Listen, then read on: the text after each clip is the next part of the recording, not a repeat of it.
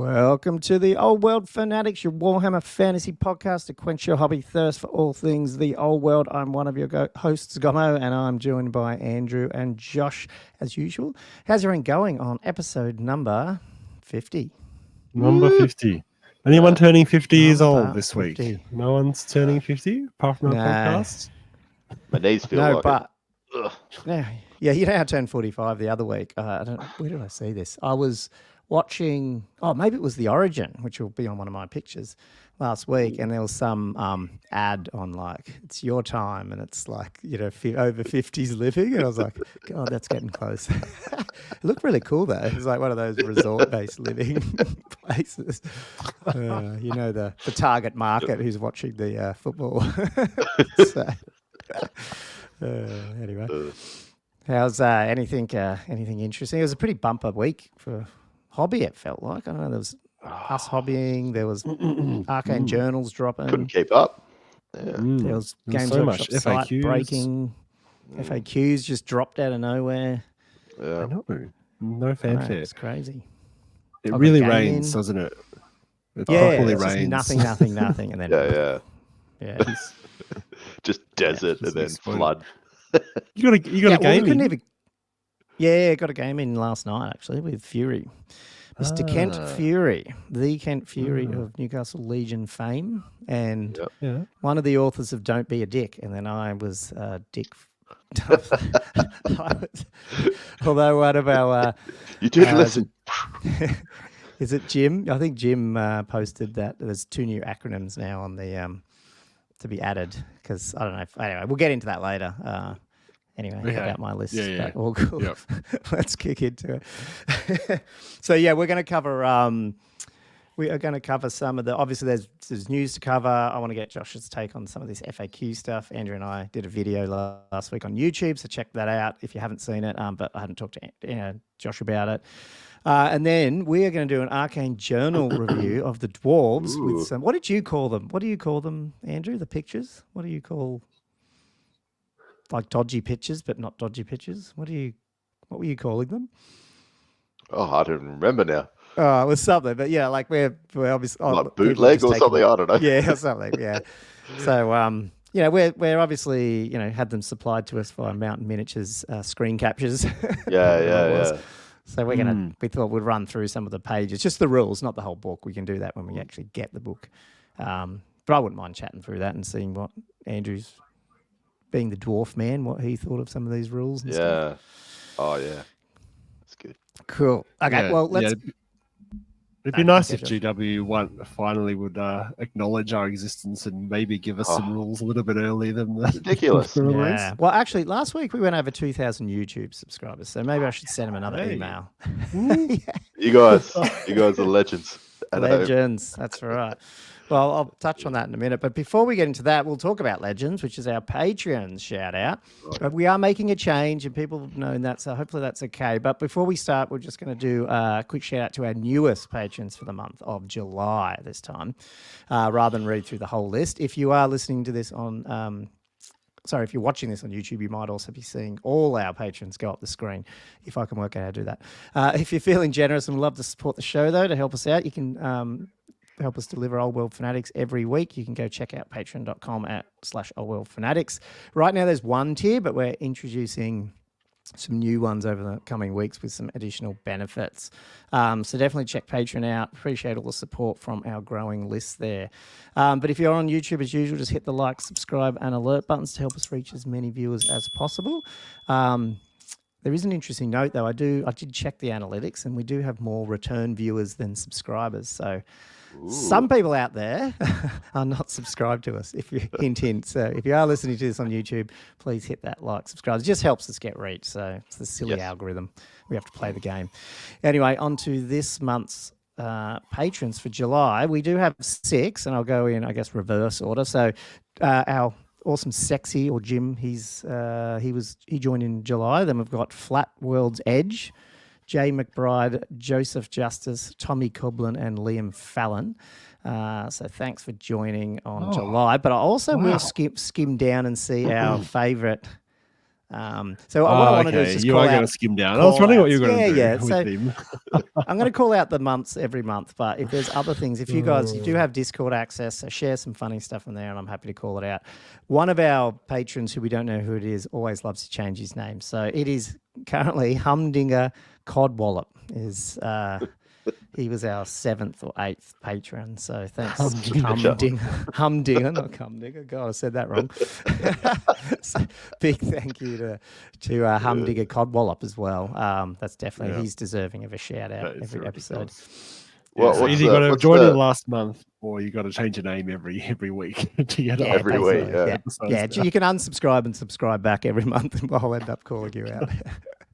What's this little adjoining picture for Humdinger? Oh, the adjoining picture was. What is that? It looks like a guy It's in a guy in a top hat. He's like a Lego man Yeah. with a top hat or something, like a purple top hat. Humdinger Codwallop.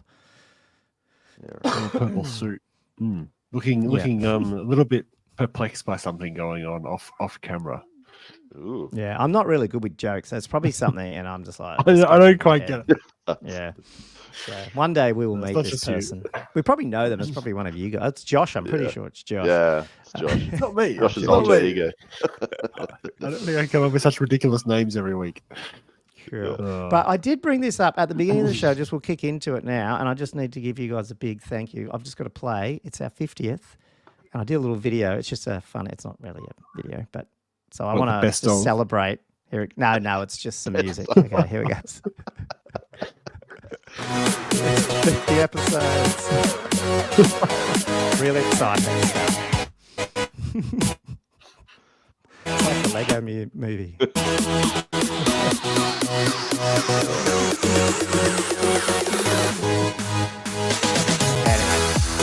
Yeah, big thanks for Andrew Josh for turning up every week. So yeah, thanks guys. It's the hardest thing about running a podcast is actually just bloody keep doing it, and I think we've somehow managed over 50 in a half century. So pretty cool. Okay. Yeah, I don't know how or why, but we continue to do it every week without fail. That's right. Probably something to do with 2 hours Gommo putting in all the hours editing. It's probably something. Nah, it's all good. No, well, it's not, because I mean, I did a techie one with someone else, and it wasn't his fault. I actually sort of fell off it, but I was doing the editing on that. So sometimes they just don't. I think the 3 people format's awesome, because there's always time when I'm away or someone's been away, and the show goes on. That's what's really good about it. Yep, it does go. Well, it sort of goes on. I do my best. That's very good. Really not nearly as good as you. So there's a bit of home. This is a big episode. We've got lots to talk about, so I'll try to speed through this. But I did mention about the patron changes. I just wanted to call out the patrons once more in terms of if they've got ideas for benefits and other tiers that they're a lot of after with us. We've got a list. We're going to put it out soon the next week or two. But, they should get a say because they've been supporting us. So definitely do that, guys, if you're a patron and you want to, there's certain benefits you've seen and would like to see, like hit us up on the Discord channel, just, email us.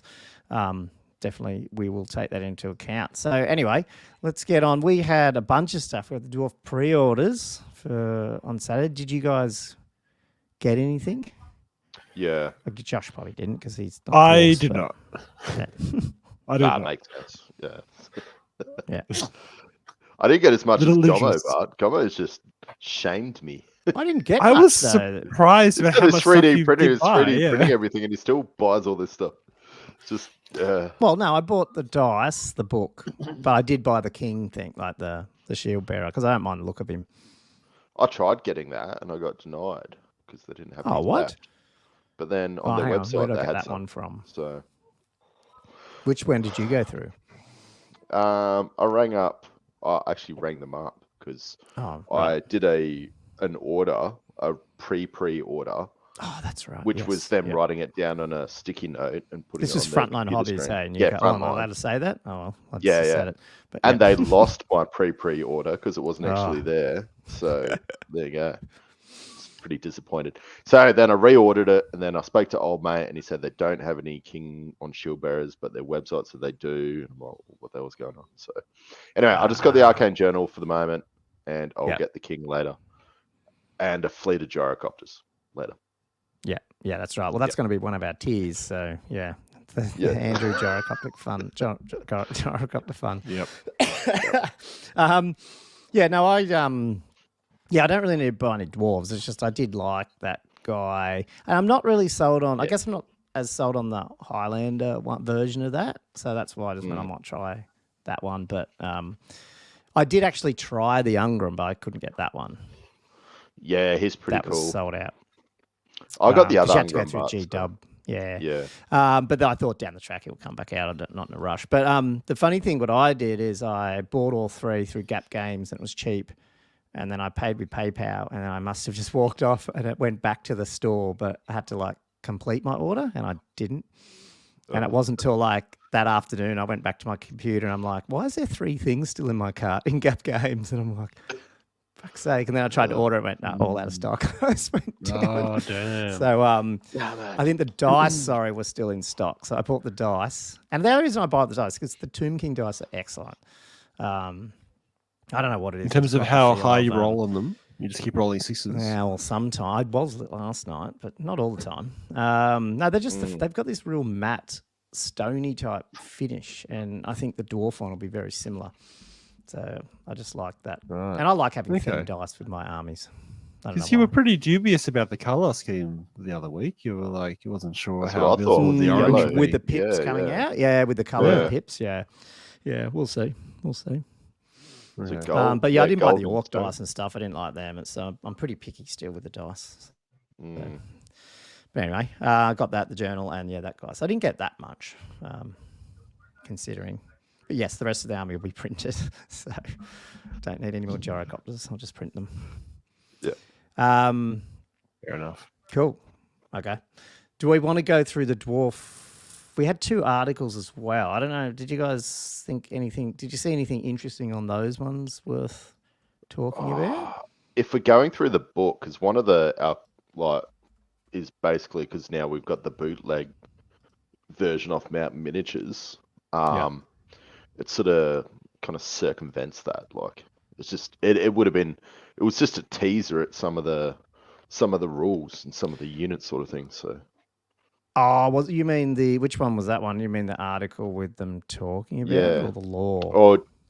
Oh, it's probably the latest one because there was the law. The model one. Yeah, there was a law one. I don't think there was anything like crazy with it. I will just bring it up quickly. I didn't mind that. I thought this gyrocopter picture was actually kind of funny. You know, sometimes they do these shots. So sorry if you listen to the audio, but they've got this gyrocopter. And they've got like the motion. They've done a motion blur on the rotors. I thought it was kind of funny with the picture. Yeah, it's kind of funny. So dynamic. I mean, I haven't zoomed in here, but I swear, do you reckon there's digital stuff done on his goggles? Like, it looks like he's got glass eyes reflecting. Or do you reckon that's the paint job? I was like, bloody hell, that's pretty. Oh, that guy's pretty tiny. That looks fake, I reckon, with the hair. I don't think the model's that detailed, but maybe I'm wrong. I'm not sure. I think he is. Is he? Because I did that Yeah, I crappy can tell. effect with the dark blue to the white, like the. Oh, yeah. But With the goggles.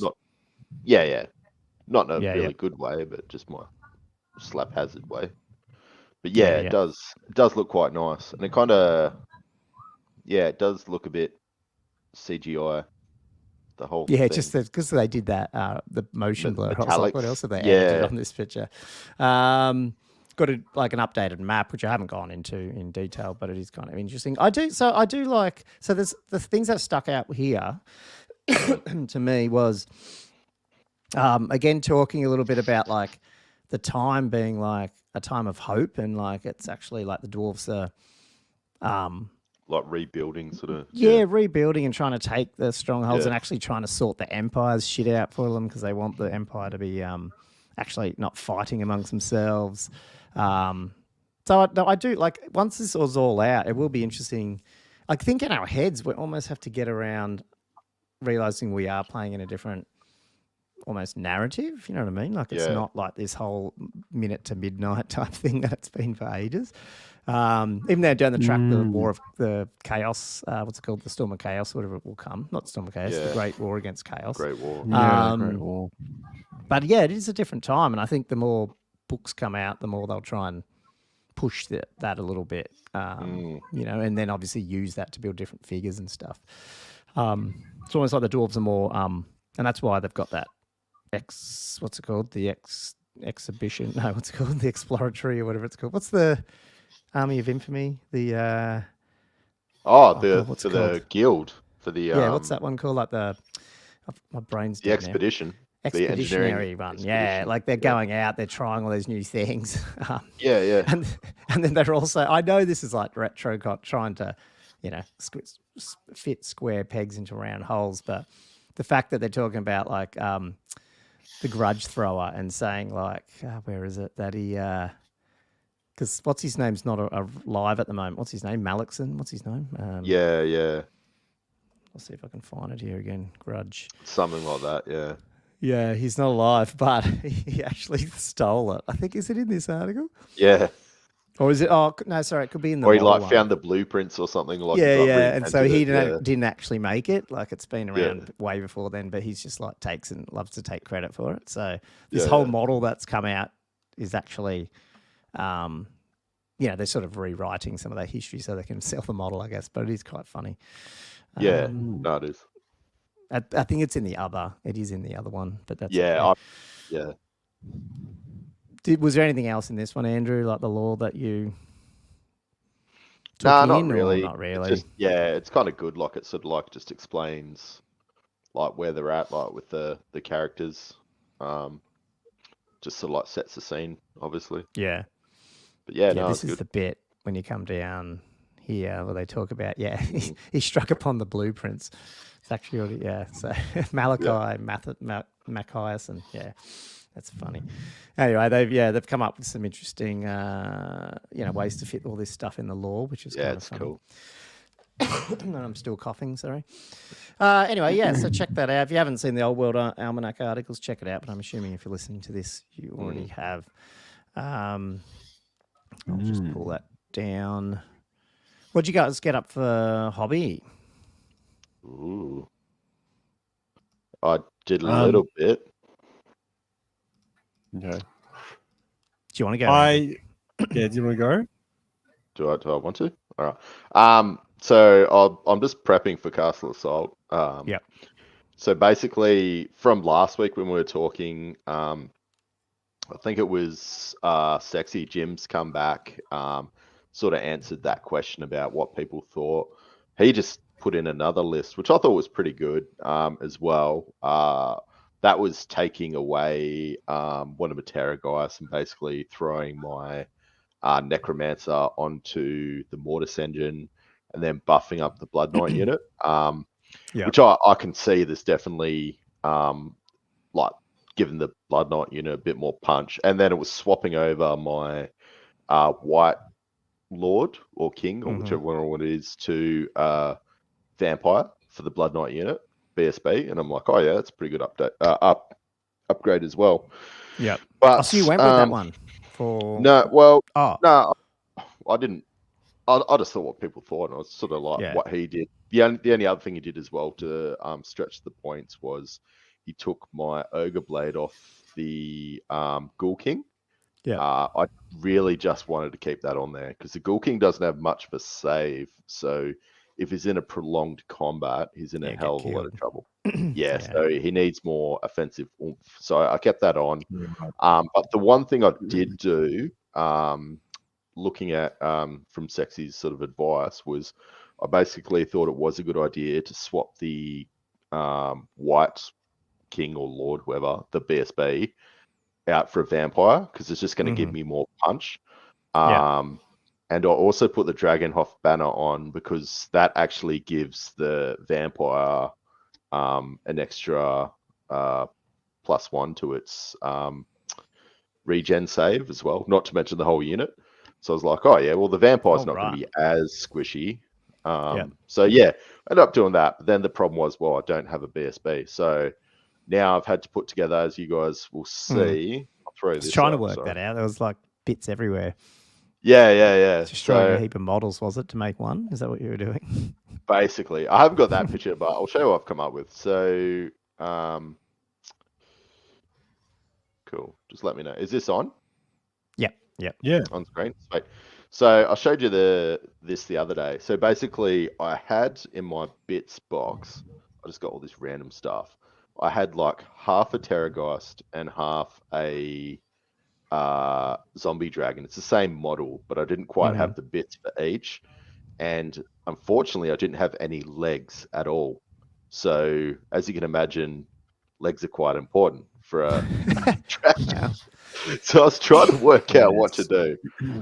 One thing I did have in my bits box, because like I've got so many bits, is I had these weird Tyrannid legs. Sorry, not Tyrannid legs, Tyrannid wings off some giant Tyrannid flying thing. And what I've done is I've basically like cut out like the, I don't know what you call it, like the shoulder to the elbow sort of bit of the wing. Like I don't know what. Josh might be able to give some veterinarian sort of. Yeah, we haven't done that segment for a while, have we? No, yeah. I was funny that. Like I was talking about the skeletal accuracy of the horses, the skeletal horses, and they're actually mostly accurate. I was discussing it with my partner the other day. Oh, I think they're missing. They're missing a few ribs, but apart from that, they're actually Well, what's the chicken niblet? What's a chicken niblet bone? Gap down its spine when you join it together. The main bone in the chicken wing, the chicken niblet. It's that bone. I am not sure what a chicken niblet is. What are you talking about? Oh, I'm not familiar with that particular food. It's the meaty part of the wing. Yeah, You're talking about a wing itself? Which part, like the humerus, ulna, radius? There could be any of those. The big one. Must be where the bicep is. The humerus. The humerus. Then. The humerus. Yeah. Yeah, right. So I've got a Tyrannid humerus, which I basically cut, and then I ended up putting some claws on it. So I'll show you in another. So that's the side on one.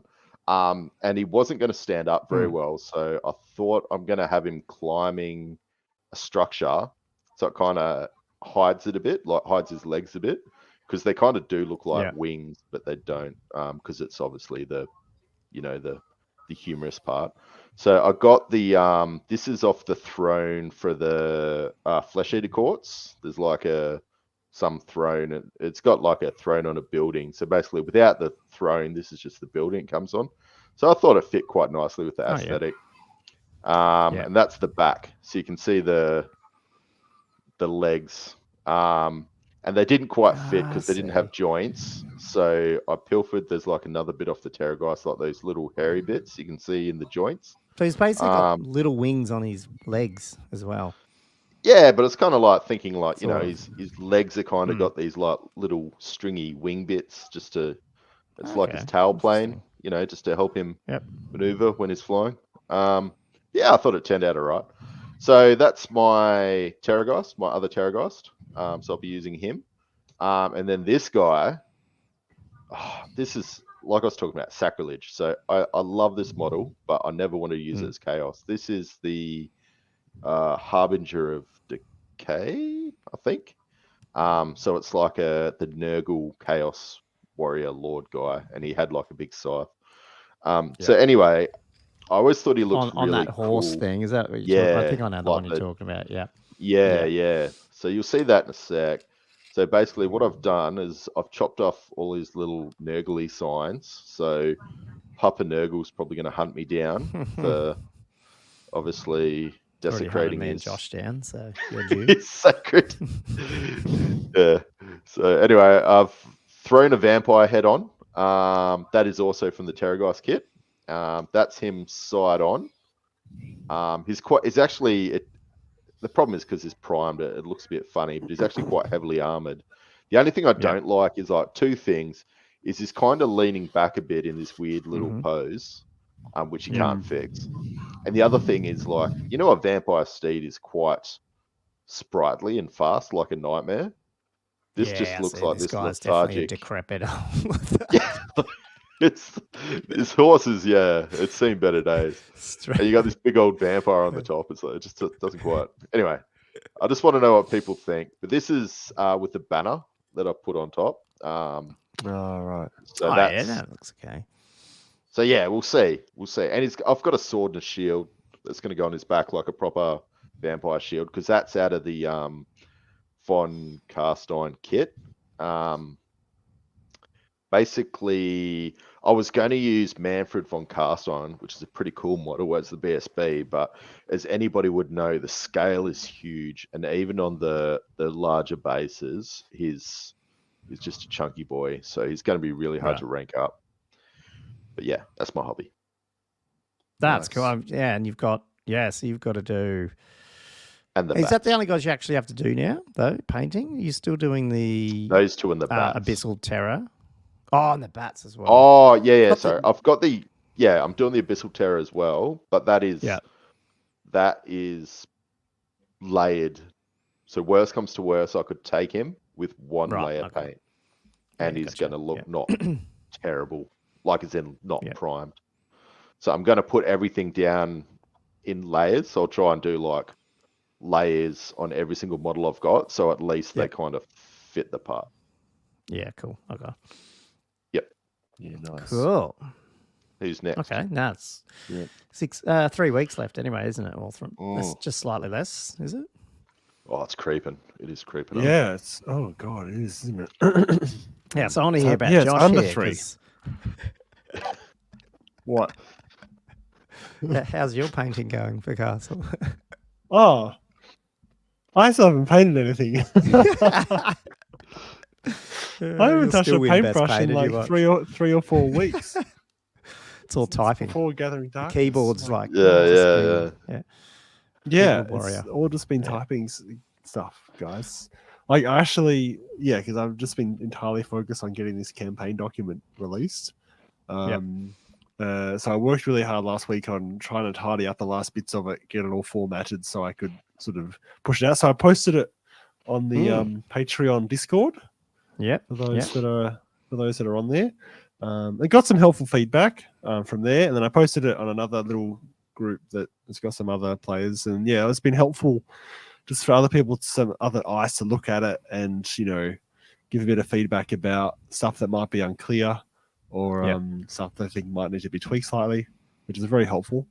Because once I actually release it, I kind of don't want to change it too much. Because if I'm suddenly changing and people think they've read the document and then they go back to it and then they're like, oh, this is actually different to what I read the other day. Like, I don't want to do, ninth age style, just constantly patching it in. Do Josh's FAQ doc. Sneaky dig. Exactly. So I'm about halfway through it, so I haven't fully read it all, but I'm quite impressed with the detail. Yeah, how much you've I don't know. Did you invent all this stuff, or did you just drawn it from a lot of different stuff? Because I haven't really looked at any other campaign-y type stuff, so I wasn't sure. There was a little bit like I drew. Initially, I was drawing stuff from lots of other sources, but then I ended up getting better at making my own stuff up, and then the stuff that I drawn from other sources, I ended up rewriting, and then a lot of it is essentially my own gear in the end. What about the map? That's one question I had. The map that you got of like the border and stuff. How did you do that? Or was that pulled from somewhere? Or what did you do with that? That was pulled from. Now you probably haven't heard it. There was a Man of War Warhammer game. Yeah, I never even. War. So good. Yeah, like it's the best. Like a video game. Oh, no. Okay. Oh, right. Yes. Okay. I did know that, but I totally forgot about it. So you were able to pull an actual images from that.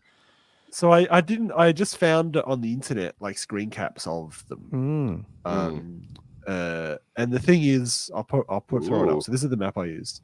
The thing is, this map I spent several hours doing this because this is not just pulled from the video game. The video game is like. It's 2 maps. It's basically the edge of Tilia, where it goes to Monte Carlo, and then that river. And then these other towns are on the other map, the Border Princes map. So I actually had to go and sort of use Photoshop to bring them across and sort of splice them in. It looks like, I was like, man, Josh is good at drawing maps or doing something. What's he doing? Oh, man. No, he's missed his calling. I didn't draw this map from scratch. Oh, my God. I'm no cartographer. So I was pleased with how it came out in the end, because I think it gives some sort of context to it. The thing now I have to do though is make sure that when I'm doing these friggin' tiles, that it in some regard reflects the map itself. Yes. Which is yeah. you know, now an aspiration that I have to try. And, yeah. I fear that I have to print a crap load more tiles. Yeah. What size is this going to be? Yeah. That's going to be fun. I suspect it's going to be like 2 foot by 3 foot sort of tiles. It's going to need its own table, this big giant table of top. It is. It is. I bought a big rolled up sheet of magnetic, like steel sheet, so that I can magnetize the tiles and just stick them on. You know, just put it on an MDF or something. I mean, I could have just bought a big sheet of metal, I guess, but true. Yeah, that's true. I'd rather just put it on wood. So that was the map. I can't remember how I got onto the map itself. I asked you about it because I was quite impressed. Oh, you were talking about that's right. Yeah. The other feedback I've had, people I think are pretty pleased with the engagement role and just how that works, just setting up different scenarios. Which I think, I think as a mechanic, I think that's something that could be expanded on and sort of adapted in lots of other sort of gaming sort of situations. So I think it helps to give context to different scenarios, you know. But yeah, I'm hoping. Yeah, I've certainly tweaked a few little things, like for instance, like with the what do I do? So with the stone tower, I put in little things saying that a cannon doesn't need to bounce before it hits a tower. It can just hit it, you know, because a cannonball's going quite straight, which makes sense. I've expanded these little tables in the territory type section because I didn't have a negative result line in there. I just had the numbers and just the result of the positive outcome, not positive, but the actual outcomes. Whereas I assumed people would know if there was no number there was just no event. But apparently that was confusing. So I just went back and put in all the results and like this is this number is no event. It's just an ordinary day. Okay. So little things like that. It's just nice to straighten up, I think. But I'm hoping to properly release it publicly with a more of an announcement when it's starting. But it should be starting sort of late September now. I've contacted House of War, and I think second last week of September it's probably gonna be going. I reckon. Sweet. Might be able to when you do, let me know where we put it or whatever, because I can put a link on the actual Old World Fanatics like site too, like just the domain. Should be cool to just have that if people are clicking on it, if they need to find it. The actual document.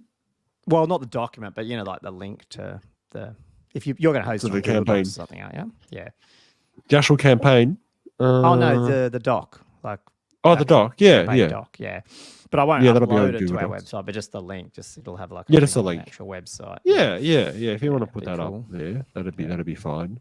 Maybe because I don't know how I'll host it on the internet. Like I imagine I'll just have an event page similar to how I did the Slow Grow, like on Facebook or something like that. Yeah, but then don't you have to join the event? Let's talk. We could talk differently because there might be a better CMS type thing free that we could throw up, because then you can actually have, like, you could even have the other people, because they'll probably want to put their own stories and stuff in there, wouldn't they? The participants. Yeah. Oh yeah. So if you can have a better solution for me.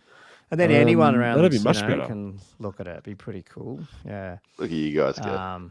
I have no idea how to do any of that. Nah, we'll work something out. Yeah. Cool. You can help me work something out with so that regard. Going back to your painting now, are you going to be on target for your castle soul? What are you going to do? Probably not. Probably not. I don't know what I'm going to do. Josh. What has happened? Doesn't really matter. You don't need to. I just don't think I've ever seen Josh turn up to a tournament without a fully painted army, award-winning army. I'll see how we go. I'll see if I can. I've got 2 weeks and 5 days. Oh, the shame. We'll see how we go. Plus, you were talking about changing your list or something. Oh yeah, is that what you were doing? Putting in. I have changed my list. I can't remember what you said. Yeah. Ooh. Yeah. I think I've changed it. I changed it. I changed it again in and stuff or something. Oh, okay. Yeah, I actually changed it again, like, because I realized I had to submit the list, like, because I got the Kendall sent that reminder on the day, and I was like, oh yeah, it's due today. We love that, eh? Yeah. Shit. Yeah. And then so on the spot, I was kind of like, I was going to put the list in, the one that I showed you. It's potentially the same as the Gathering Darkness list, which has got the Duke, the Prophetess, the Green Knight, 2 units of Mountain Knights of the Realm, units of 8. But I've got 16 men at arms and 2 units of 3 pegs, and 2 units of 5 squires and 5 ground knights. But what I've actually done is I worked out that I could fit 2 units of 6 knight errant if I took out one of the Knights of the Realm and reduced the other one down to 6. And I actually gone with that. So now I've got interesting. Which will be cool. Yeah. Because I don't know. 2 small units. I reckon. I think just feeling I wanted more smaller units of lances when I was playing. Because it's not like they're doing much by themselves anyway. Even the unit of 8, you basically need a double charge. So that I'm thinking what I'll do with the errands. I'll put one on each, right out on a hard flank on each side. Actually use them as flankers, and then maybe have rather than having the Pegasus Knights out there, and have them a bit more on the inside flank, and then they can go either out or in where they want, wherever they need to go. I think that's a slightly better list. I mean, the errands, you do have to take some sacrifices, obviously, because they're obviously cheaper. So they're not. They got impetuous. They don't have counter charge, and they've only got weapon skill 3. So definitely some concessions there. But essentially, rather than having 2 units of 8, I've got 3 units of 6, and they've all got full command. They've all got So even if we've got 2 units going in, then I at least get extra combat reds from close order and that type of lance formation, I guess. Yeah, lance formation order. So whatever So I did alter it slightly, but I'm keen to see how it goes in a few weeks. I can't believe it's only a few weeks. The other thing that swayed me to that, by the way, is because my second unit of Knights of the Realm, it's sort of like this unit that I painted like some years ago that doesn't really have any sort of heraldry on it, and it's sort of and it's not it's of the 6th ed style rather than the rest of my army, which is the 5th ed style. So from a modeling, whereas I've done all the Knights errant really nicely. So from a modeling perspective, that was actually, to be honest, guys, actually looks better. That's actually what pushed me to push the lists in a little bit. I was kind of like, these models just look nicer, and I kind of want to just bring them instead rather than the ring in. That's why I thought with my skeleton block. That's what I wanted. I was like, it just looks nicer. That's what I want to bring. Yeah, that's pretty. Your block of 40 bowmen. You know how you just want to take ones that you want to take. It's not to win games. You just and just in a single block, not like little units of 10. It's one massive impenetrable block. That's how that's what looks the best, right? Yeah, it's got most power move. Straight up. Aesthetic. It's about the aesthetics. He just stares them in the eyes as he just picks the block up and just puts it down. It creates an interesting game. 40 archers. 42. Yeah. With poison attacks. As Fury discovered, it's a very interesting game. Yeah. Anyway, well, do you want me to tell you about my hobby then? Is that a good segue? That's what I was doing until you said it. But I was subtly doing a segue. So I did finally start building those skeletons because I hadn't done that. I was watching Origin last week. Started smashing the construction. It's so annoying. I'm glad I don't probably have to build any more ever again. Because I think, like you said last week, Josh, I'm just going to print them next time when I actually do want. So I'm just moving my screens around. So when I do want 40 is them not again. Enough. You might print more. No, probably right. That's the thing. I mean, what I do is I did 60 skeleton spearmen, which I hadn't finished because I'm not taking them. They're all put together, but I didn't have the bowmen, so just want another. I had to do 20. What was it? I think I had to put I had to do 38 or something like that.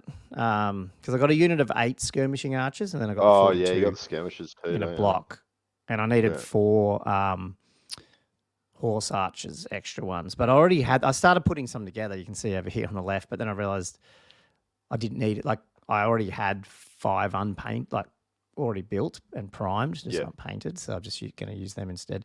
Then I just went through. putting them together. I did print some more Pegasus for my mate, and then started this process of like it's just undercoat, spray, dry brush, all that sort of stuff, and then I based them up like the first bit of basing at least ready so I could play a game, magnetized them all. Because then, I was talking to Fury on Friday and I said I can play a game on Sunday if he wants, and he said yes. So I thought I might as well put them all together so I can at least play them. So now they're all ready to paint, they look I guess. good. They don't take that long, really. Yeah. Yeah. But that's the army I took last night. So that's the army, basically. So it's the 2 chariots, the 2 scorpions, the 2 horse archer units, the 2 caskets, and then the dragon, the necro sphinx, and this big block of archers. So, I mean, it's... I'm starting to feel bad, but at the same time, I'm excited to see what it can do, obviously. But, in my head, it was not going to do the damage it could do until that FAQ came out. And I was, because I'd even checked with Kendall during the week, and he was like me going, nah, you wouldn't be able to shoot everyone at a large target. And that's cool. That's all good. That's how I would rule that as well. But I submitted the list anyway. Like, I'd already sent it to him. And he already said to me, as long as you buy beer, you can... Got the blessing? Yeah. But then the FAQ came out, and then I messaged him and said, did you see the FAQ? You can't actually shoot at the large targets. But then in my, and then I obviously got nerfed a little bit because you can't stack the casket. But that's cool. I don't think, to me, that's not fair. A big deal anyway. Yeah, I think it's fair, and I don't really care. Like I've said before on the podcast, I think the benefit of the double casket is the magic casting's better. Like getting up to +2 to cast your spells when you're a level 4 or your bound items is pretty cool. And then obviously -1's still good, -1 to hit. And then the 6-up ward, you do use that occasionally, you know what I mean? Like if you roll well, like you can, it's just getting so many saves, because you already got regen and then you're getting a ward sometimes as well. And so I think they're still useful. I don't know, like after this, if I'll still keep doing the double because of the lack of, you can't get -2, but I still think it's valuable. I don't know. I still like it. How many If points you are drop the they? second casket, you could get some more archers in. They're like 170. Yes, you could. Yeah. What'd you say, Andrew? How much are they? Yeah. I think they're 135. It's quite cheap. You probably would drop it eventually and put another Necrosphinx in or something. You could probably, you'd have to drop something else, but you could do that. Or you could end up with, you could get 2 more Scorpions in. You could have 4 Scorpions. Yeah. So, but you're right. It does have a lot of value into magic buffing. Yeah. I reckon that's especially the second +1 like that. It's compounding in effect. Each additional +1 you get on top of your normal casting makes it massive. I'd almost consider running a unit with a game with 2 Tomb Kings. So that way you've got Tomb Kings in Chariot as well as a Tomb King in this big art on the Dragon, and then 2 caskets, but a crap ton of level 1s. Because they're all then +3 to cast. That's useful. The amount of rises you can get out of it. Yeah, I don't know. It'd be interesting. Yeah, that'd be very like that. That would be absolutely viable. Yeah. So making them anyway, so that's the and then I've got a game in, and it's on YouTube if you guys want to check it out. As Fury's first game at Old World, and the 12-minute battle. And you brought this list. I let the Gorgon died turn 1, and we just kept him on because it was just not. It was just. Was that from the shooting? Was that just the poison shooting? Just took the Gorgon off. Took the Gorgon off turn 1. That was just one turn, was it? One turn of shooting. Yeah. Holy crap! Yeah. And I even forgot to reroll my 1s as well. Yeah.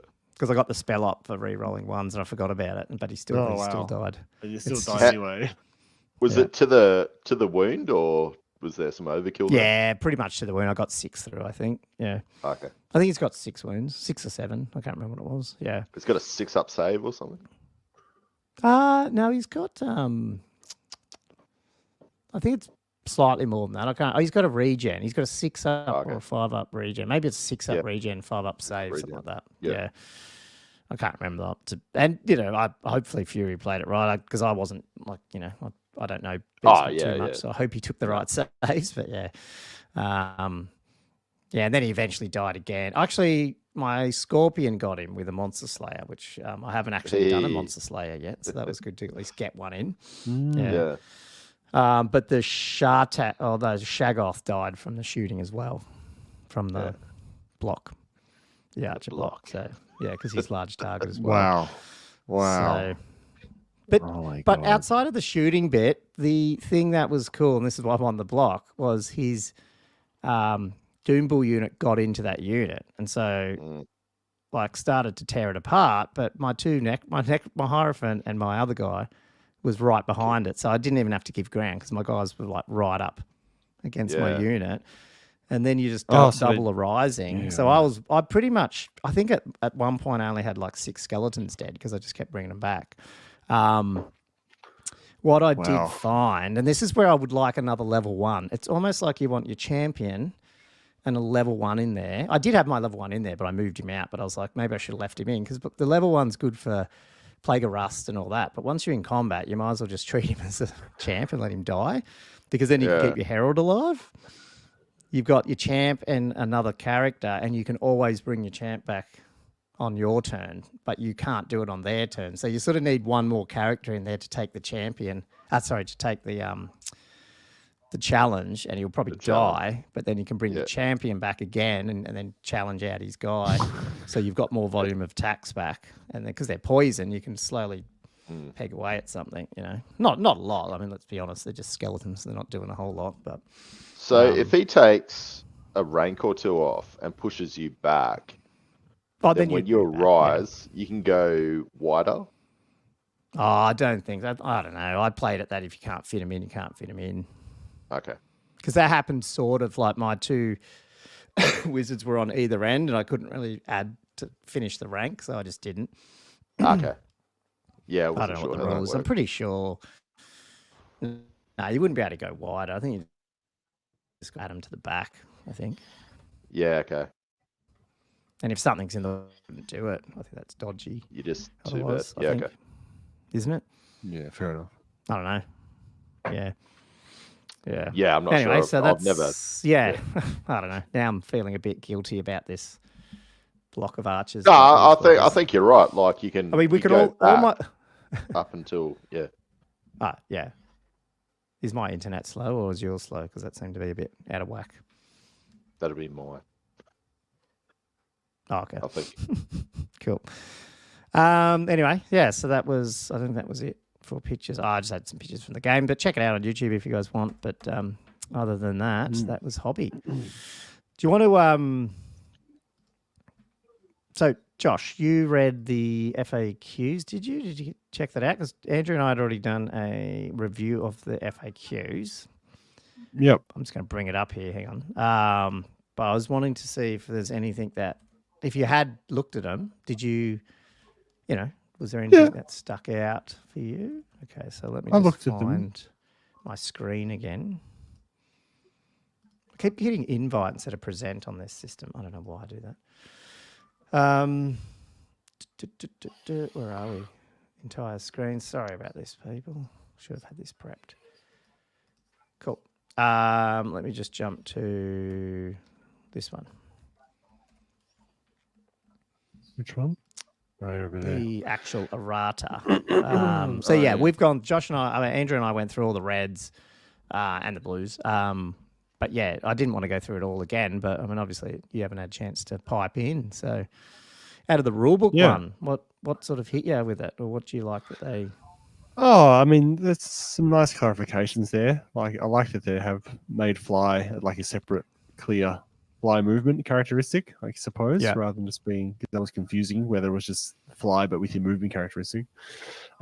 Surprising that when you roll a hit on the scatter dice for something that moves in a random direction, it's a hit. Yep.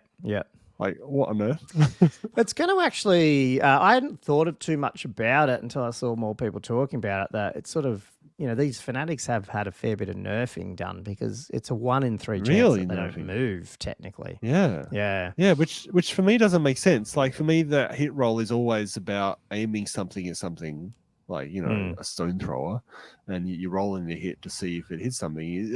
I feel like it's bizarre that, 1 in 3 times something that's a random movement unit will Doesn't just not move. Like for me, that doesn't fit the fluff of like a fanatic, which would just be always in motion, just in a random direction. I would have thought. Yeah. But it is a nerf in terms of the game for sure. Like 1 in 3, it just won't be shifting anywhere. And then not to speak of the other nerf for the fanatics. Yeah, that's in the other dock, but it's but that's in the other dock. Yeah. You can only take one fanatic per 10 night goblins for a maximum of 3, which is It's I think that. I mean, I haven't heard anyone complain about that. I think it's pretty. I think fair. it absolutely makes sense. Yeah, for sure. I don't know what else popped out at me. Maybe the skirmisher one. I liked how they just said, at the center, but the yes, like as in when it's in the circle, like he was shooting it as at the wasn't where is the center of the skirmisher unit. I like that. Yeah. Not so much the charge one though. Like that was surprising, wasn't it? Oh yeah. What do you think of that one? That seems really dangerous. As in, like, I think skirmishes. Yeah. I mean, I think what they're trying to do is make sure they're trying to penalize unusual formations where you're not in a clump. If you just strung it in a long line, you're going to get penalized for that, which I think is probably worthwhile penalizing. But I fear there's going to be some unintended consequences of this, where there's going to be situations where players have been trying to keep them in a clump, but for whatever reason, like if it's a longish charge and they just want to get into the combat, they end up losing half the unit. Just maybe there's interposing models or terrain, and they just can't quite get the distance. And then they just disappear. I mean, they disappear, right? It's not like they're gone. Yeah, nothing else happened. They're gone. They're removed from the table, right? They're just gone. Yeah.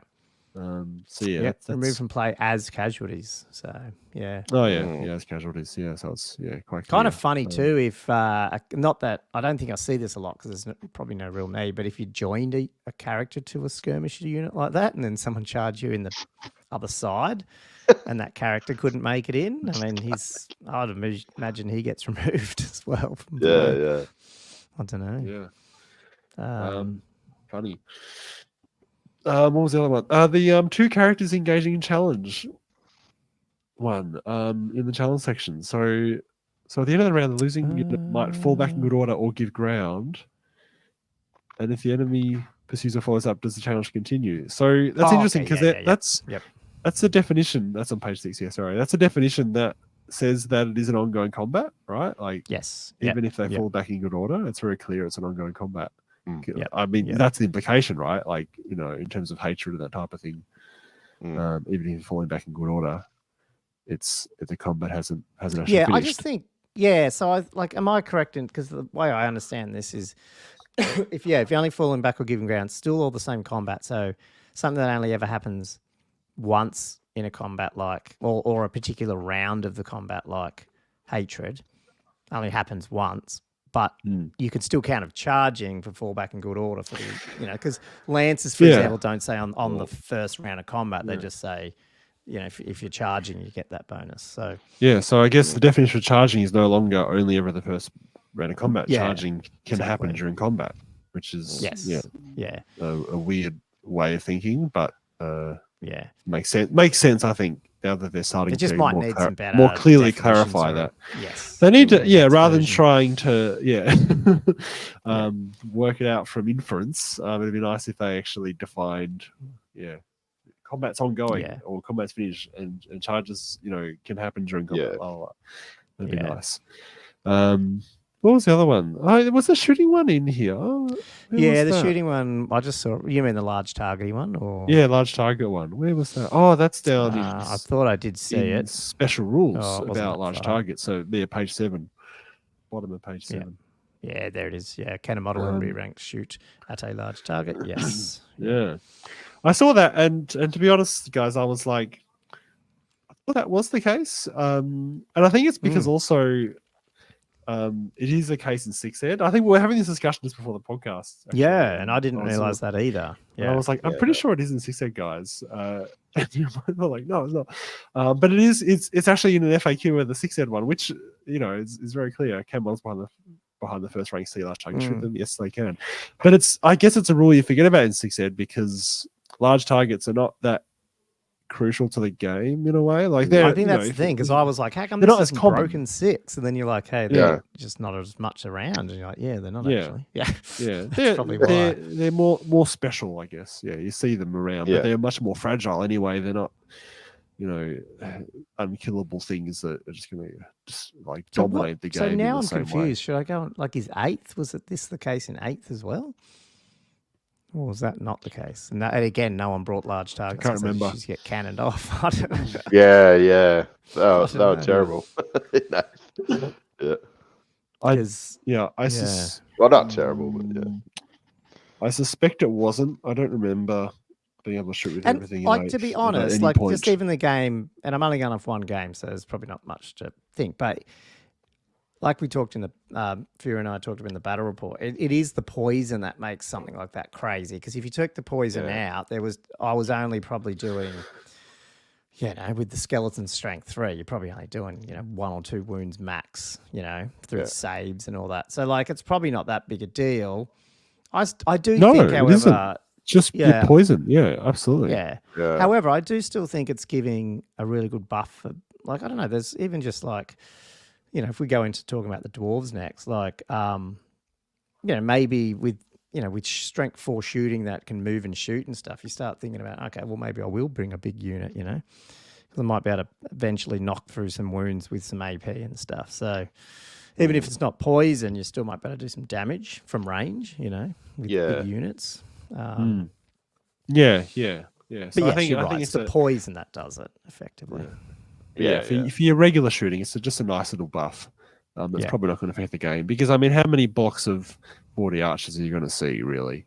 Yeah, no, it's got to be very, very. 42. It'll be like the goblins you'll see a lot now, especially because you've got to take. So now that you've got to take 30 night goblins, well, I'm bringing archers then and putting the poison banner in there. Why not? Yeah. Because now I can shoot 3 fanatics at you when you get close, but I also can sit back with my 40 night goblins and hit you on 6s. So I won't bother painting those spearmen. I'll just use my night goblin archers from Battle of Skull Pass. Goblin is massive blocks of archers forevermore. Poisoned archers specifically, wherever he can get them. Oh dear. Well, it does. No, let's be honest. It helps. Well, it is poison. I will say that, but it does help also always hitting on 5s. You do get a few through extra, which is really cool. But you don't get the +1 to hit though, do you? Do you get that for shooting at large targets? You don't in this game. Can you get the? Nah, it's not a. Oh, it's not in this game. Well, sorry. That's success. Yeah, I've been done by that. Yeah, classic. Yeah. I think we did that in our first game, and then we realised it wasn't. So it wasn't a thing. Yeah, fair enough. No. I like that they clarify the split model profiles don't all get impacted or stomps. Impacts and stomps and stuff. Yeah, I know. There's a few of those in here that you're just like, but it is what it is. Yeah. Why do they have to do that? What about this one? The unit is subject to any leadership modifiers. Use the general's inspiring present special rule. Do they ignore the modifiers? No. So this is like how we thought it would be, I think. Pretty sure I think that agree. Yeah, I agree. Yeah. You agree? But that's opposite to the S-bot ruling, as far as I remember. Oh, was it? I think so. Yeah. Well, otherwise these modifiers become irrelevant. You got to modify the source, which is going to be the general, basically. Yeah. Can I also just point out, I just like the second sentence of the battle standard thing, where battle standards are somewhat less inspirational whilst being used as a blanket to hide beneath. Yeah. That's right. Unless you're a Skaven, but they can't add this in there because Skaven don't exist. Yeah. Skaven don't care. Skaven allowed to run away. That's the whole point. Well, this is interesting. Can a character be placed amongst the unit's command group? I think that's a bit. That's not a big change, but it's also like. I don't think anyone's been doing that. They've been putting command in that middle and then the characters somewhere else. So I wonder if that will change some things. Although we were not debating, but we were wondering on our video whether or not that means the standard has to still be in the middle or not. Because even though the standard technically is in the middle, does this override that and you can put your hero right in the center? I don't know. It's one of these ones where they've answered it, but they've just left another question. Yeah. Another grey area. To me, I think, I don't know. It's one of those things. Like, if you're playing somebody, does it really matter? I mean, to me, you could stick them wherever you want. Going off that. Well, yeah, but you know what? We really need to do this video, guys, or Andrew, if you're around. That one around, they clarified, which is exactly what I was sort of been talking about lately, is that you cannot move your characters. When was that? Huh? So they can't make way if they're in the fighting rank. Yeah. Yeah. Wasn't that down where you were? Oh, was it? Might have been. Oh, it was just above it. There you go. Yeah, it was literally just above it. Yeah. Don't expect me to read, Josh. Character who's within the fighting rank of their unit but not in base contact with the enemy move through the ranks, so they are no. I just think it's really and like I did exactly what I was talking about yesterday, where the Doom Bull was on the left of my unit, so I'd sort of made sure my BSB was on the right. So he was not in combat. He couldn't attack my BSB, you know, until he got to the point where he was the only one left, and I accepted a challenge, you know, and then he got killed. But, you know, I think this is interesting to know about, and also to think about, you know, when you deploy, what are you more worried about? If you're wired, are you trying to keep your guy alive? If so, have a think about it. Or the opposite, if you look across from your enemy and see where his character is, you might have a bit of a think about where you're going to have to come in on the charge to make sure you got him, you know, that type of thing. Yeah, I've been done by that. I had him out wide, and basically my opponent was like, I think it was my Rune Priest, and he's like, nah, you can't make way because he's already in the fighting rank. Like, oh. So I learned the hard way. One attack or whatever, hey? Yeah, you one attack. Doing a challenge. Yeah. But exactly. Yeah. It's a bit of a waste when you're trying to get attacks, and he's not in the combat. So it's definitely, like you said, something to be wary of. Yeah. Anything in the other books or no? One on that one. I actually quite liked that they clarified. You go back up to that previous page. The one about shooting at an enemy lone character who's more than 3 inches away from an enemy unit, but that enemy is a closer target. Because I've seen that rule misinterpreted. Well, actually, playing Six Head, because it's the same phrasing, where it's like if it's got to be the closest target kind of thing. It's nice that they clarify that it's not that if there's a closer unit, you can't shoot at that character. It's got to because that's what people were saying. Hey, you got some character out in the middle, and then you bring your like rangers in within 3 of this other unit, and suddenly they can't shoot.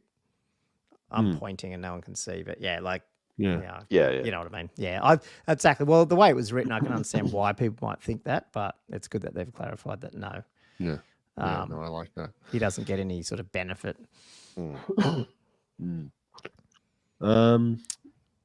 Yeah, of the other, in terms of the other ones, I didn't really. The other books, or the other books, there probably wasn't much to call. Interesting. I liked the Plague of Rust clarification that finally came through. Yes. By the way, wasn't that good? Yeah, totally. Oh, thank God. Yeah. I think everyone was playing it that way, which is good, but you never know. Yeah. You just needed to clarify. I just needed to have it in writing. I mean, I think that was always going to be. My ward save does not corrode. Yeah. So ridiculous. Yeah. The Ravening Hordes, and obviously you talked about the Night Goblins, but today I found out too that this page 94 Slaughterer's Call from the Beastman book has been removed in this errata, which is changed rule to if this model becomes frenzied as a result of the Blood Rage special rule, any unit it has joined will also become frenzied. That's been taken out of the errata. So stupidly, they've taken something out and hasn't told if they've taken it out. So hopefully it's the only thing that's been taken out. But someone at least found that and went, hang on, what happened to that rule? Yeah. Kudos to that person. Because now I'm not sure what the actual rule is because that was a change to that. So I'd have to probably look at that. But if you are playing Beastman, just check out that page 94 Slaughterer's Call because it is not been errated now. Is the latest. I feel sorry for anyone who's printed them off, pasted them into the book, and now has to carefully tear it out out of the book again. Good. So I've My 6th edition book, I had it Pretty all safe. glued in with like. You know, did? Yeah, I've you know always the- thought about the doing that, but clad I feel glue that you had in Yeah, like yeah. that you had at like primary school or whatever.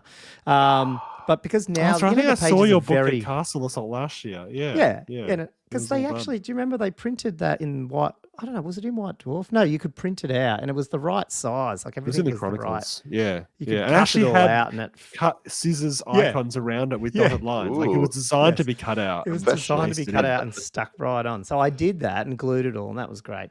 But I haven't ever done that since. And then, but I did in my last cut. Yeah, you're right. I did with my current book. I did it with the errata and stuff. But what I've done is because the pages are so glossy, I'm just sticky taping just a little bit on top and bottom, so you can just peel it back off. Because I knew this would happen. Playing and with it fire has there, happened. Gomo. You're playing with fire there. Yeah.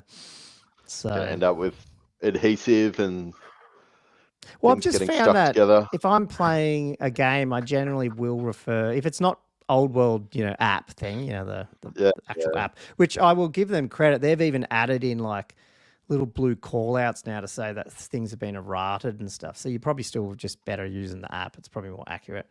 Website, but the old world app thing. But if you are using a book, like I feel like I can never remember what's been FAQ'd or errated, so it is nice to always have it stuck in the book. At least for the I was erratas. trying to work that out as well. I just, sometimes you leave stuff there and then years later it just turns to goo and Wow, it probably will with the.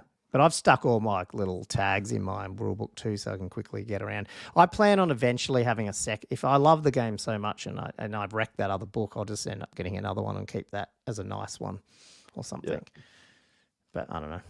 It needs to be used. It the needs to look collectible, used. yeah. It's like a guitar. Yeah. It needs to look like it's been bashed around and used, even if you don't actually, like me, use them. street cred. I've got a dent on this Gibson here next to me, and I've never played it in public, but I must have dropped it at some point and put a dent in it. But hey, it looks authentic. That's another Gomo power play. You take your rule book out. It's got like all these like tags and stuff sticking out. Everyone's like, "Oh shit, this guy knows what's going on." Or he doesn't, because that's why there's all these tags. I'm trying to remember. It's my 45-year-old brain. Yeah, what else was in this one? They obviously nerfed my casket, which we talked about. That was cool. Anything else, Josh, that you saw? Or probably not, because these aren't really your armies. Well, there was indirect mention of the fanatic hitting a Bretonian peasant bowman defensive stake and yes, that's right. disintegrating, which is So the only dumb thing with that FAQ is they probably should have mentioned all the other things that are classed as the linear obstacles. Because there's a couple of spells that do it and stuff, so it's just a bit weird that they're so specific and sort of didn't think, well, maybe it's these things. Yeah. Oh, that's right. Yeah, because they were talking about it was one they Is it missed Earth out and on. Ramparts true. or whatever? Yeah. So, Oh, yeah. Good point. It would be nice if they covered that. Yeah, no, I didn't have a huge amount of other things to note. In that document or in the the Dwarven Holds. FAQ for the Axe of Dargo, I think it's misprinted. We can have a look at it in a minute. It just says Strength 2, I think, in the actual book. Yeah. Does it? So imagine that if Oh, Ungrim is that rocks what up that is? with this like AP3 or whatever it is axe, but it's only Can't even Strength kill a 2. goblin. So I think that's the misprint. I have to double check, but I think it was. It is. Yeah, right. Yeah. But I mean, for those. Oh, you did? Yes. For those who think Old World's not getting supported, we got an FAQ for Arcane Journal that wasn't even out yet, so that's pretty cool. That's Games Workshop totally getting ahead of the curve. It's a good team. Yeah. It's good. It's good that they're. Yeah. Well, I know this isn't their number one.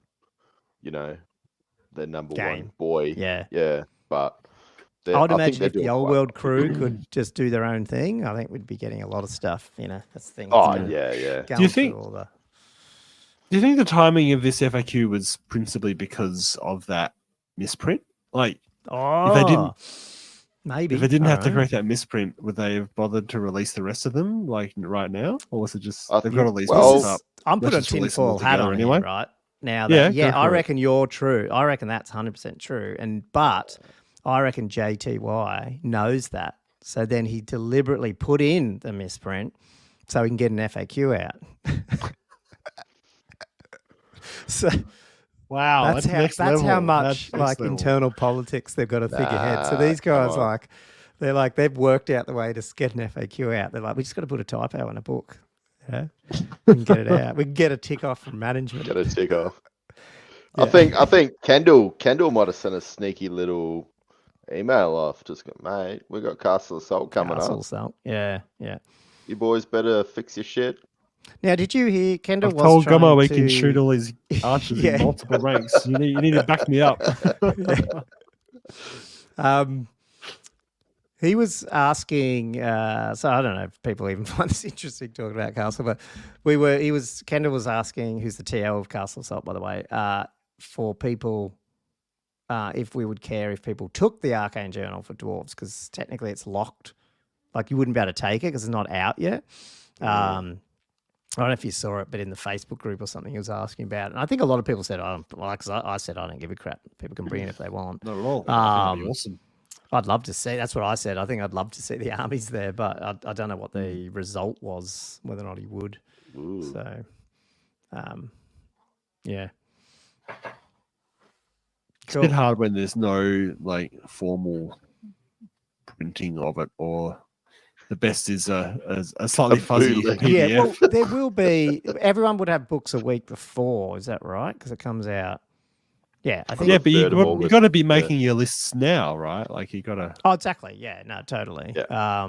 You'd have to make your list with the grainy stuff, and then With the grainy stuff. Oh, but I guess anyone else- by the time of the tournament, you'd have the books. yes, in hand. yeah. So the take issue it just from- comes down to yeah. if you aren't a dwarf player, do you want to rock up something that you didn't know about a week before? But I just feel like it's Castle. Who cares? Be No, fun. yeah. But yeah.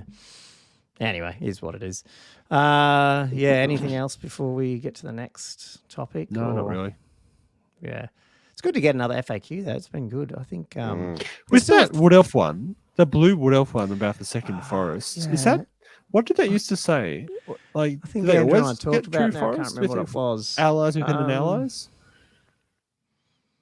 Oh, I can't remember. Do you remember, Andrew, what it was, or Like, did we it's look weird it that up? you would take an allied contingent of Wood Elves when you're already playing Wood Elves. Like, I can't imagine when that, unless you're playing.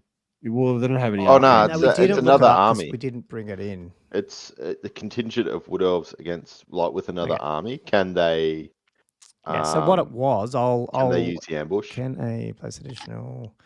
Well, So no, the they- question, I'll read Huh? it out. The question was, can a wood elf? so Oh, I'm reading this sorry. off Yeah, if my they other contain screen. another army. Yeah, okay. Not Actually, I can do this. Yeah. Yeah, I so this misread is it. the old one. Oh, you got the old one. Nice. Yeah, Andrew sent him through, and then I found it as soon as he sent it through. That's the old one. Can a wood elf armies place an additional wood using the woodland ambush if it includes an allied contingent? Whereas this is that includes an allied contingent, place an additional wood using the wood elf. Yes, it's like switched around.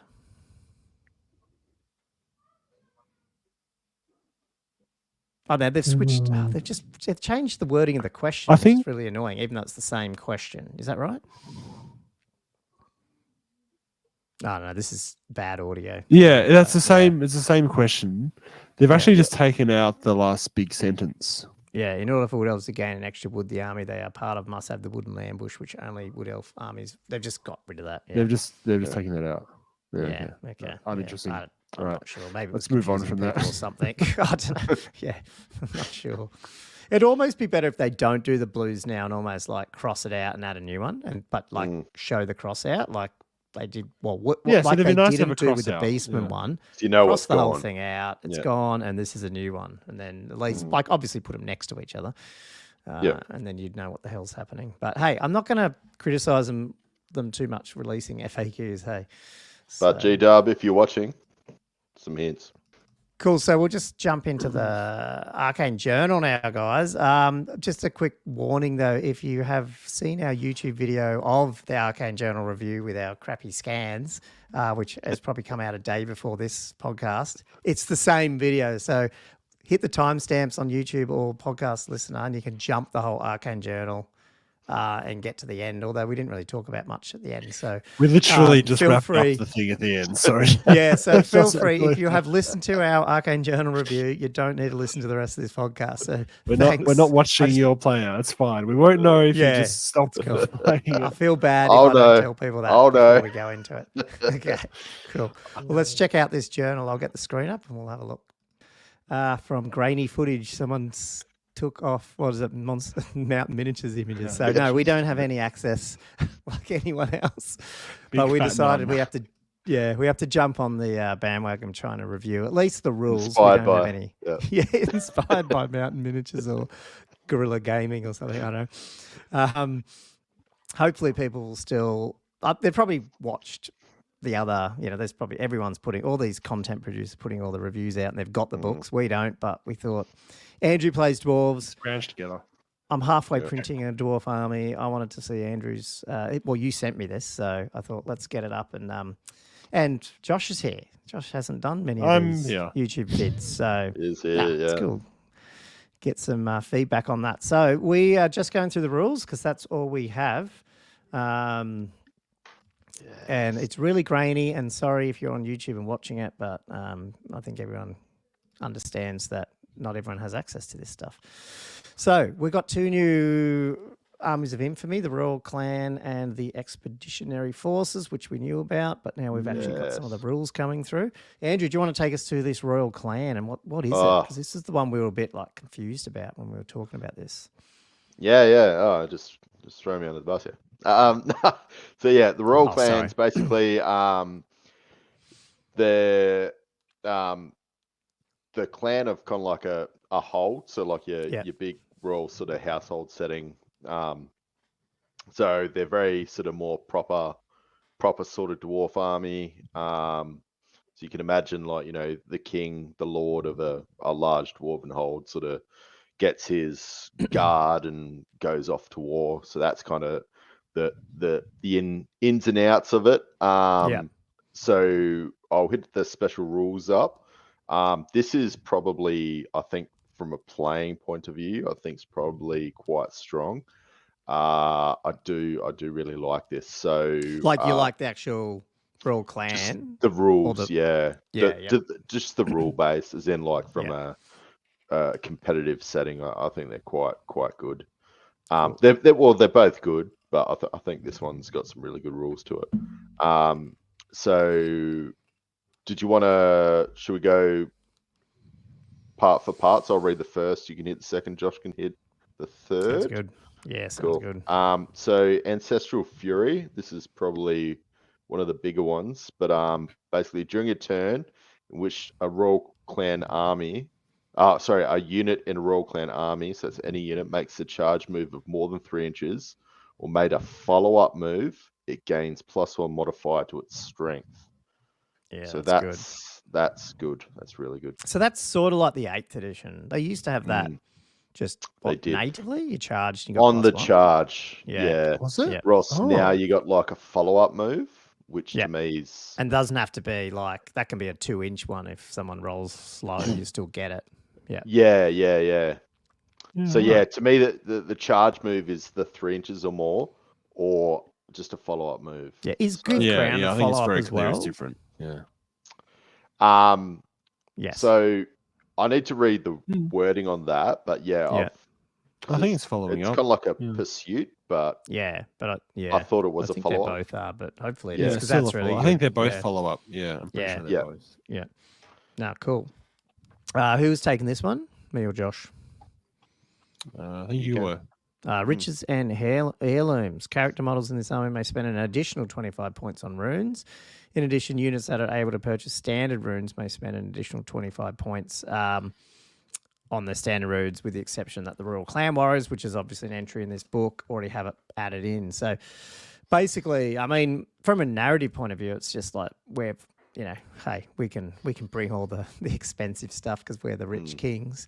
I don't know. What do you think, Andrew? Do you feel like are people going to load up the runes massively, or you're feeling like, it's just spending points for the sake of spending points? It is. Well, that's the problem. So value for money with some of these runes. You can spend a lot of points. But I find the standard runes, you can get a lot of value for money. That's what I was going to say. The standard runes, I could see it more than the other.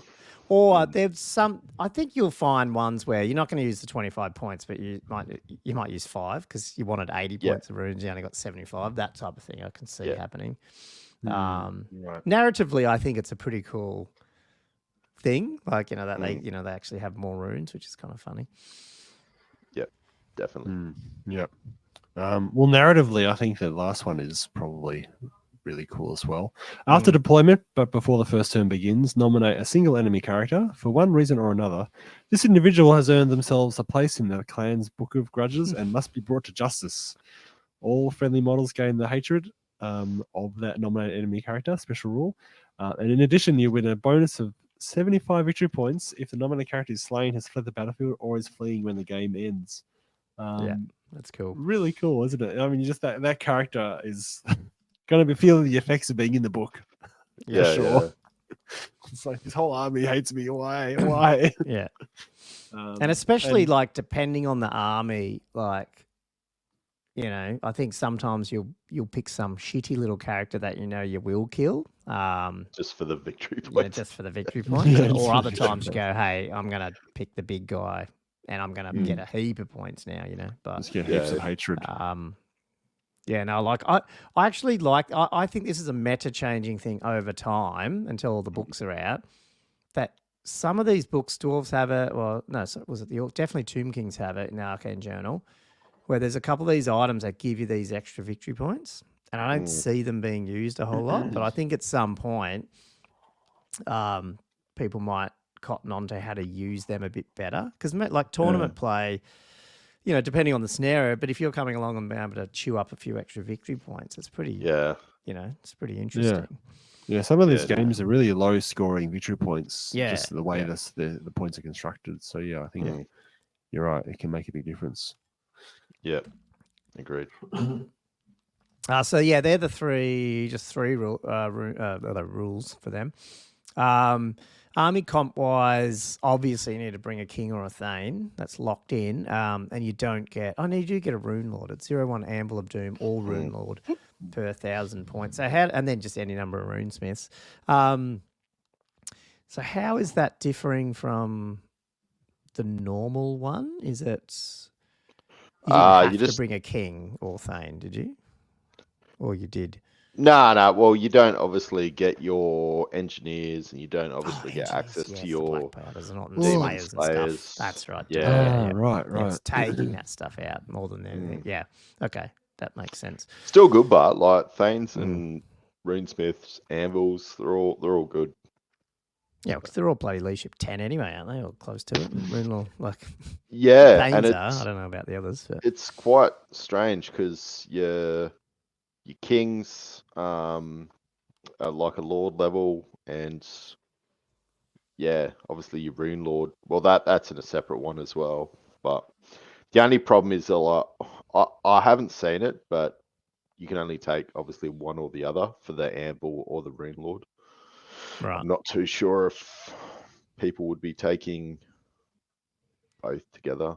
I don't know why you would, but it says 1+. Does that mean though even though it's this, you can bring two kings, can't you? Like it's not just one. It's not just one king's list. Then is that right? Well, yeah. I'm assuming if you wanted to, because you can take your two lord sort of characters.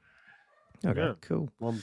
Yeah. 25% is just Royal Clan Warriors, Longbeards, and Quarrelers. So we'll get into what Royal Clan Warriors are in a minute. But again, there's obviously differences here. There's obviously no black powder in it, so you don't have Thunderers and stuff. You don't get the Rangers because you get one unit of Rangers per 1,000 usually, is it? Or in the normal list. Yeah, and then Hammers and Dwarf carts, which we'll get into, not including the Miners cart. 0-3 War Machines, which are bolt throwers or grudge throwers. So again, just the old school stuff.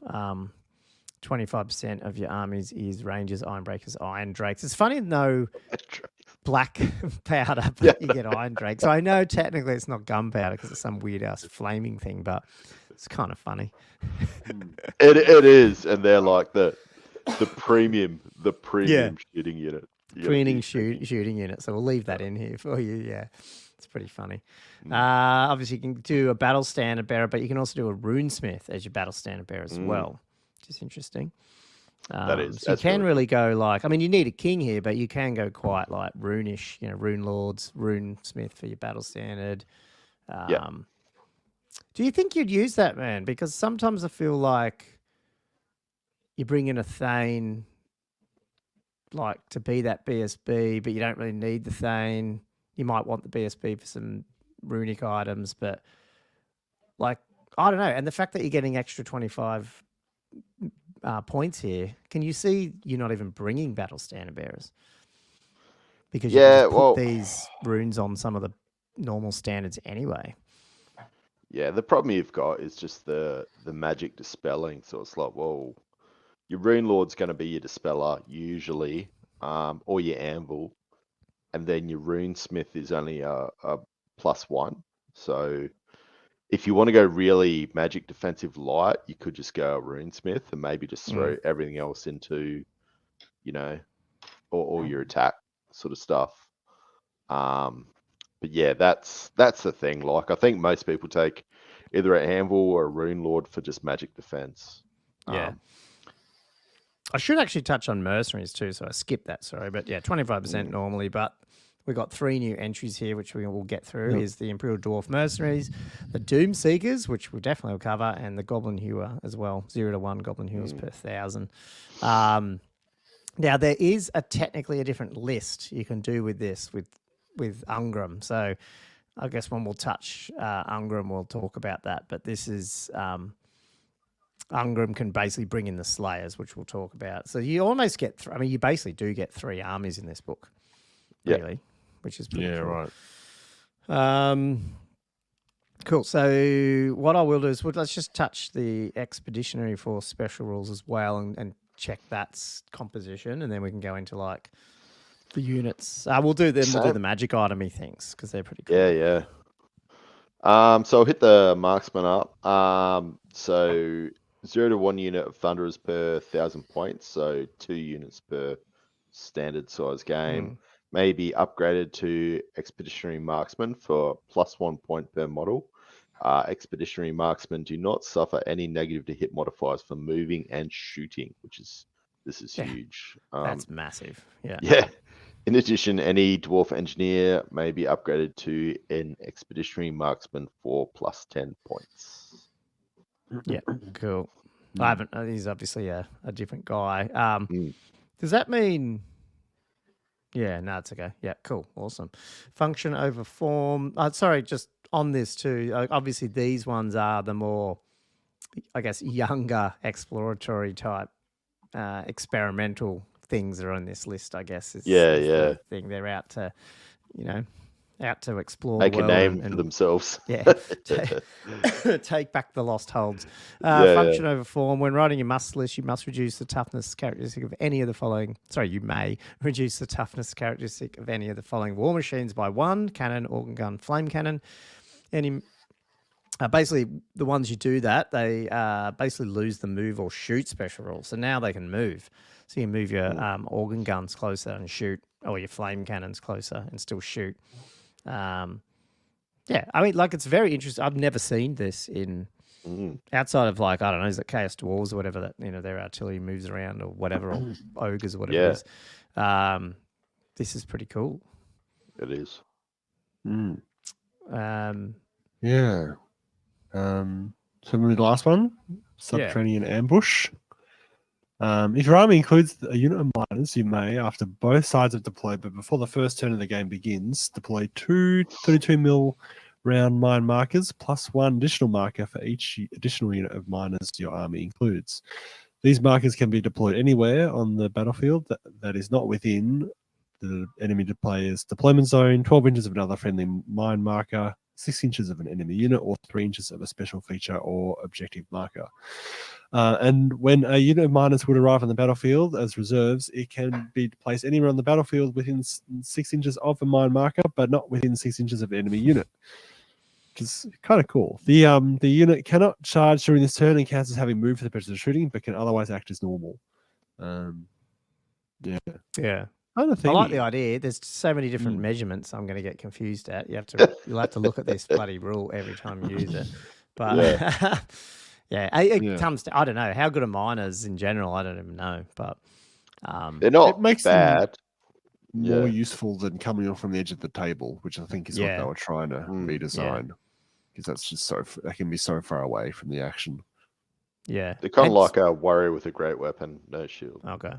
They arrive as reserves, but is this are they still like ambushes? Do you still need to go to 4 up, or they can just come on when you want in turn 2, 3, 4, 5? I'd be Like, how does that guessing work? when the ambush, they'd come up with the ambush. So you're still rolling that dice. Okay. Yeah. When it would arrive onto the battlefield, to me that's when they come in as an ambush. Yeah, cool. Do you want to take us to the Army of Infamy comp list, Andrew? So we've got the 1+ Engineer or the Engineer Sapper, which is a new unit. 0 to 1 Demon Slayer or Dragon Slayer. So it's pretty cool that they've got the Slayers kind of coming in with this. We've got Thanes and Runesmiths. So no Kings. That's interesting. Which is, a bit lighter. It seems like this whole, it is a bit lighter, I suppose, with this army. So at least 25% of your army points must be spent on warriors, thunderers, and dwarf carts. 0 to 1 units of rangers per 1,000 points. 0 to 1 scout gyrocopters may be taken as core per 1,000 points. That's pretty big. So funny that. Why do they write mode taken as core when it is in the core section? In the core, I know. Dumb. Just because people will be like, no. So special, obviously, 50%. You can take miners, scout gyrocopters, and gyrocopters. 0 to 3 war machines per 1,000, and that is bolt throwers, grudge throwers, and cannons. Rare, so you got 33% for your rare, so it's quite large. Yeah. 25%. So you got gyro bombers, 0 to 1 unit of slayers. 0 to 2 war machines per 1,000 points of organ guns and flame cannons. So what's the usual Slayer limit in the normal list? So outside of taking Ungram, what's the normal? Yeah, these are questions I can't answer. Okay, that's a good question. I'll have to look that up. Surely, I think it'd be like at least 2. Surely it's it just seems weird, like limit it to 1. In this, even though you can take, 1 D. Basically, they're saying you don't get many Slayers unless you take Ungram. Really. Yeah. Or use the normal army list potentially. Yeah. And this time you get a Thane or an Engineer as your battle stand if you want to take him, which is pretty cool. And you get the same type of... you don't get the exact same type. You get the mercenaries. You get the Imperial Dwarf mercenaries. But only up to 2 Doom Seekers per 1,000, not 0 to 4, and 0 to 1 Goblin Hewers. Still crazy amount. Like, it's funny. They're like 0 to 2 war machines per 1,000 points. And it's like, what? You could take 4 organ guns or 4 flame cannons. Oh, yeah. If the points allowed. Like, well, now that you can do gyrocopters as 50% special... rare 33% gyro bombers. I mean, I know they're crapper and core gyro. Like you could really go. You could do whole gyro. It's actually a shame you can't put an engineer in a gyrocopter though. Yeah, that'd be friggin' cool to have like, or even better, a Slayer gyrocopter. It's got to be painted orange. Orange. Looks like Slayers in the normal lists are special. Right. Okay. Yeah. It's so they've really tried to limit it here in a way, and in the other one you can't even take them until you bring out the big guy. That's cool. Let's go look at. Well, we'll touch the runes first because then we can talk about what you get and if there's any worth bringing any of those extra runes in. So the big change they've done here as well, this is awesome, is they've given engineers weapon runes for their crossbows or handguns. So I shouldn't just say engineers. You can Thanes and them can carry the weapons as well, and they can take these weapon runes. So we've never seen this, in any of the other versions. This is new. Nah, yeah. It's very new. So yeah, they still go by the same type of runic laws, as far as I know. So the whole, jealousy and uniqueness or whatever the hell and all that sort of stuff. Yeah, so I'll do the first one then. Master Rune of Slaying, 50 points when making roll to wound against an enemy whose troop type's Behemoth. It basically hits on a 3+. A hit. Is that right, Rune? A roll of 3 is always a success regardless of the target's toughness. Sorry, so it always wounds on a 3 up with D3, multi-wounds D3 for this one. So it's basically, it's not monster slaying, but, it can do some damage, obviously. Yeah, I think that's going to be really good against, like, not your kitted up dragons, but if you've got your standard giants and things like that, I think that's going to be doing... Because most of the guys are going to be shooting on high ballistic skill, so they should be hitting. And then a 3+, they're wounding. So what's the normal engineer? Is he a 5? BS5, is he? Yeah, I think 5. 5 or 6. I'd have to check. But I think they've got the expeditionary one. Might have to have a look at his. We'll get to him. That's true. Yep. Yeah, we'll get to him. So the Master Rune of Piercing, 40 points. Weapon inscribed with this rune has a +1 modifiers to its strength characteristic. In addition, a weapon inscribed with this rune shoots like a bolt thrower using the through and through special rule. So pretty cool. I mean, you're going to have a strength 5 bolt thrower. The only problem is going to be the coming from that, it's just like your save. There's not really any modifier to its save. But my understanding now is bolt throwers with through and through doesn't stop. It keeps going. So I think you hit all of them. I haven't used or been shot at successfully, I don't think, by a bolt thrower. But I remember when we read the original rule book, I was a bit confused with... It seemed to be like rules was written when I read it, that the second rank it would drop -1 strength, but I don't know, it didn't read as if it dropped a strength each rank or each file. Do you know what's the how does it actually work? It might have. I just didn't read it that way. I thought, is this different? But then I couldn't remember, and I've never used a bolt thrower, so I never went back and looked at it. I've been shot by bolt throwers. Okay, so does it do that? Is it just drop? I thought it did, but it kept. Yeah. So it keeps going through. So even if it doesn't wound. Because it used to stop in 8th. Yeah, it used to stop. Okay. But it drops the strength each file. It does drop a strength. Yeah. Okay. When I read it, I remember reading it first going, well, hang on, could I read it the other way where it drops 1 strength, but that's it? Like I thought, that's pretty cool. Maybe they're trying to buff it. But that was back in January when we were reading the leaks. I was like, But, okay, cool. Well, that's good to know. Josh, Master Rune. Master Rune of Bursting Flame for 35 points. If the roll to hit is successful, a weapon inscribed with this rune causes 2 D3 hits to the target enemy unit rather than the usual 1 hit. That sounds like an auto include, but you can only take 1, I guess. But... Yeah, that's a pretty big multiplier for a single hit. Yeah, yeah. That's like 4 to 6. That's that's crazy. Yeah, that's good. But I mean, auto include, but in the context of some of these other ones that are really good, I mean, the first 2 you've gone through are really good as well. Yeah, true.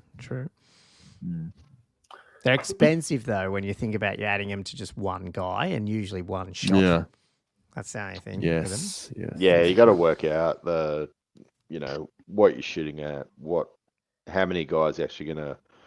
That's just hitting. How many are gonna wound? It's all. Yeah. It's a bit of a numbers game. Is this yours, Gummo? Concussive Force? Yours, I think. Oh, hang on. I went first, didn't I? Sorry. Yeah. Rune of Concussive Force, 30 points. A unit hit with an attack made by a weapon inscribed with this rune gains a stupidity special rule until your next starter's turn to subphase.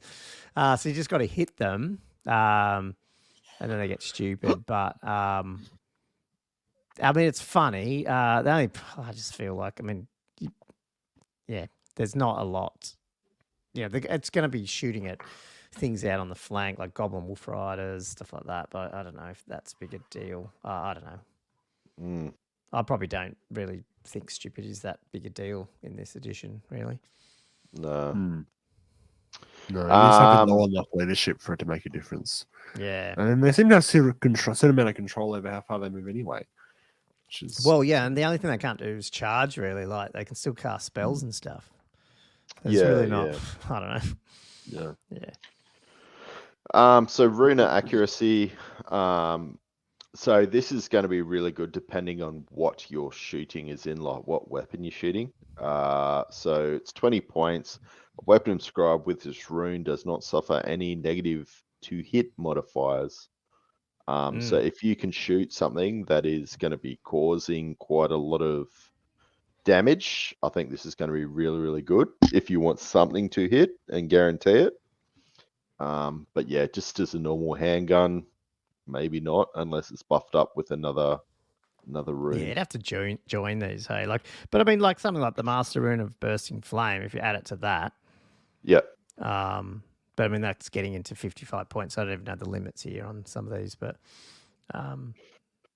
yeah, I'm not too sure with the other thing would be the Iron Drakes. I'm not too sure if the champion gets a rune allowance because it's just crossbow or handgun, isn't it?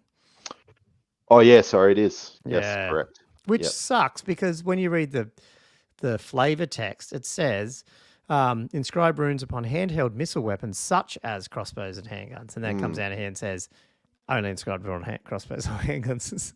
It's this whole Games Workshop view of choice where it's like you've got a choice, but you don't really, you've got all these different, hand weapony, shooty missile things, but really you can't use these two. It's the illusion of choice. Yeah. Well, that's it. I mean, like you said, if you're gonna throw that on, like the accuracy in slaying, then you're gonna have like possibly a 2-up, 3-up, or a 3-up, 3-up. But it's 70 points, isn't it? On top of your character. So. Should do the rune of rapid fire. Yeah. 15 points. Weapons inscribed with this rune gains a multi-shots 2 and quick shot special rules. Love it. You got the cool ones, Josh, because it's those two you join together. You join Master Rune of Bursting. Fire. Because you're multi-shot 2. So you got at least double the chance to hit the 2d3 with quick shot. Yeah. And it's got a quick shot, which is really nice. Just and that's still only 50 points in total. Yeah. Got an AR-15, Four D3 hits.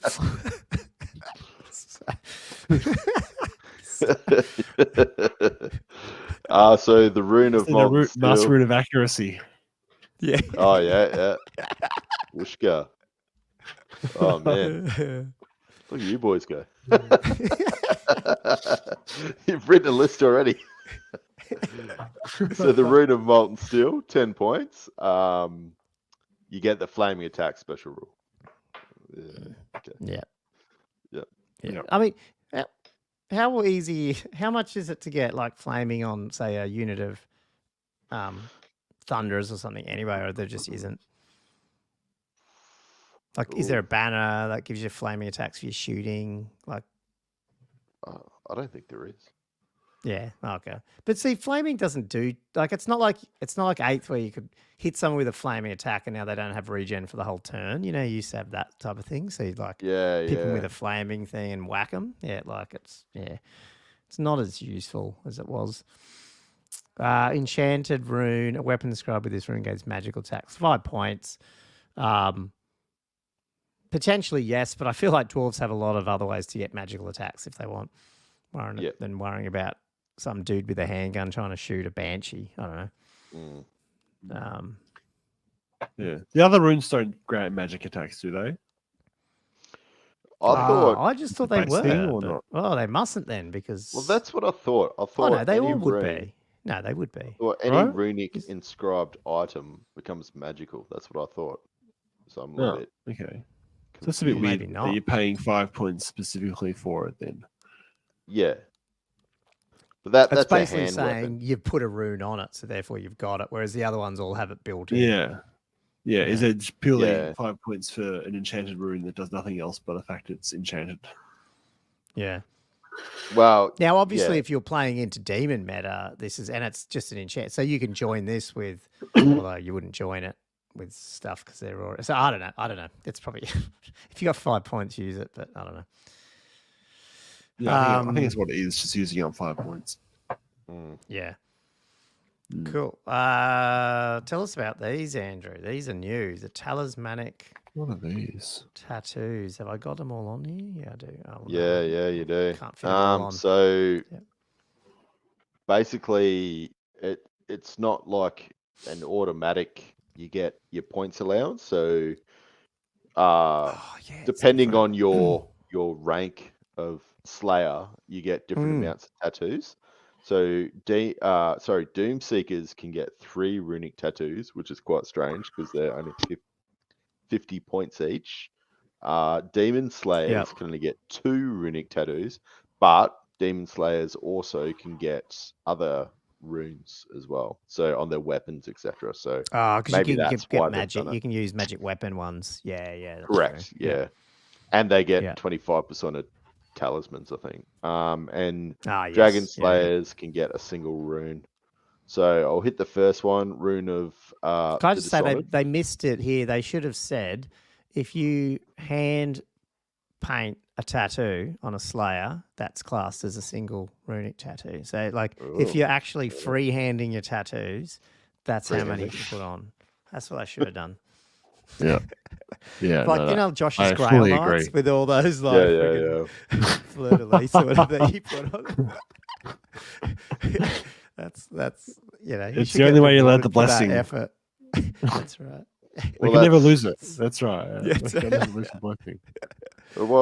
What is it? Like your play it how it is. What is it? What you see. What you see is what you get. What you see is what you get. So if that's you come don't from have the computer world. Yeah. If you don't have tattoos on your, you don't get them. I'm going to do that Slayer, too. Exactly. Someone comes up with a just straight painted human flesh. Where's the tat? Slayer? I'm like, no, so I do. You don't get them.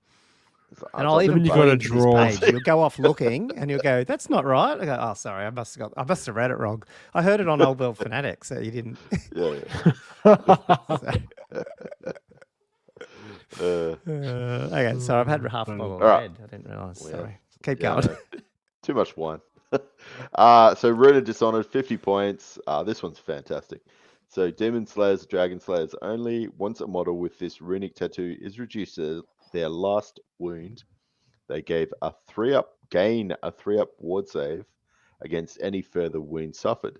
However, at the end of the battle, a model with this runic tattoo that has been slain is worth no victory points.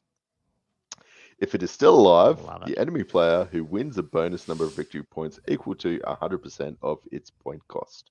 Nice. That is so cool. So good. That's so flavorful. And I swear we talked about this months ago.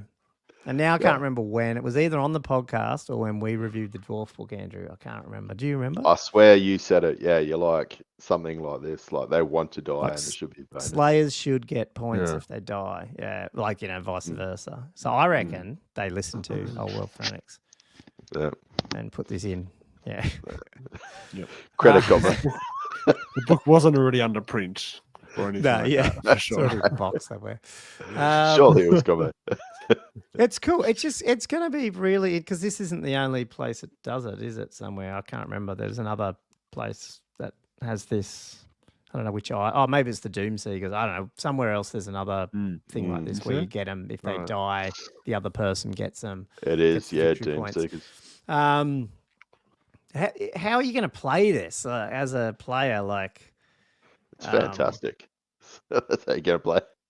It's like for me, the Doom Seekers, you just want to lose them, obviously. Yeah. When we get to them. No two characters in your army can have the same combination of runic tattoos.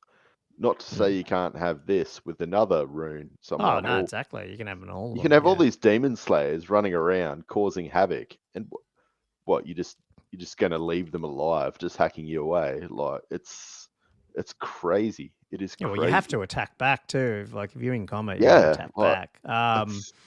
Oh man! But I mean, the only negative for you is you get a 3-up ward save. But I mean, you're going to probably fail it. Well, you hope you do. Surely. You just stay alive. That's the one time you keep rolling 6s and you're like, this dude's not dying.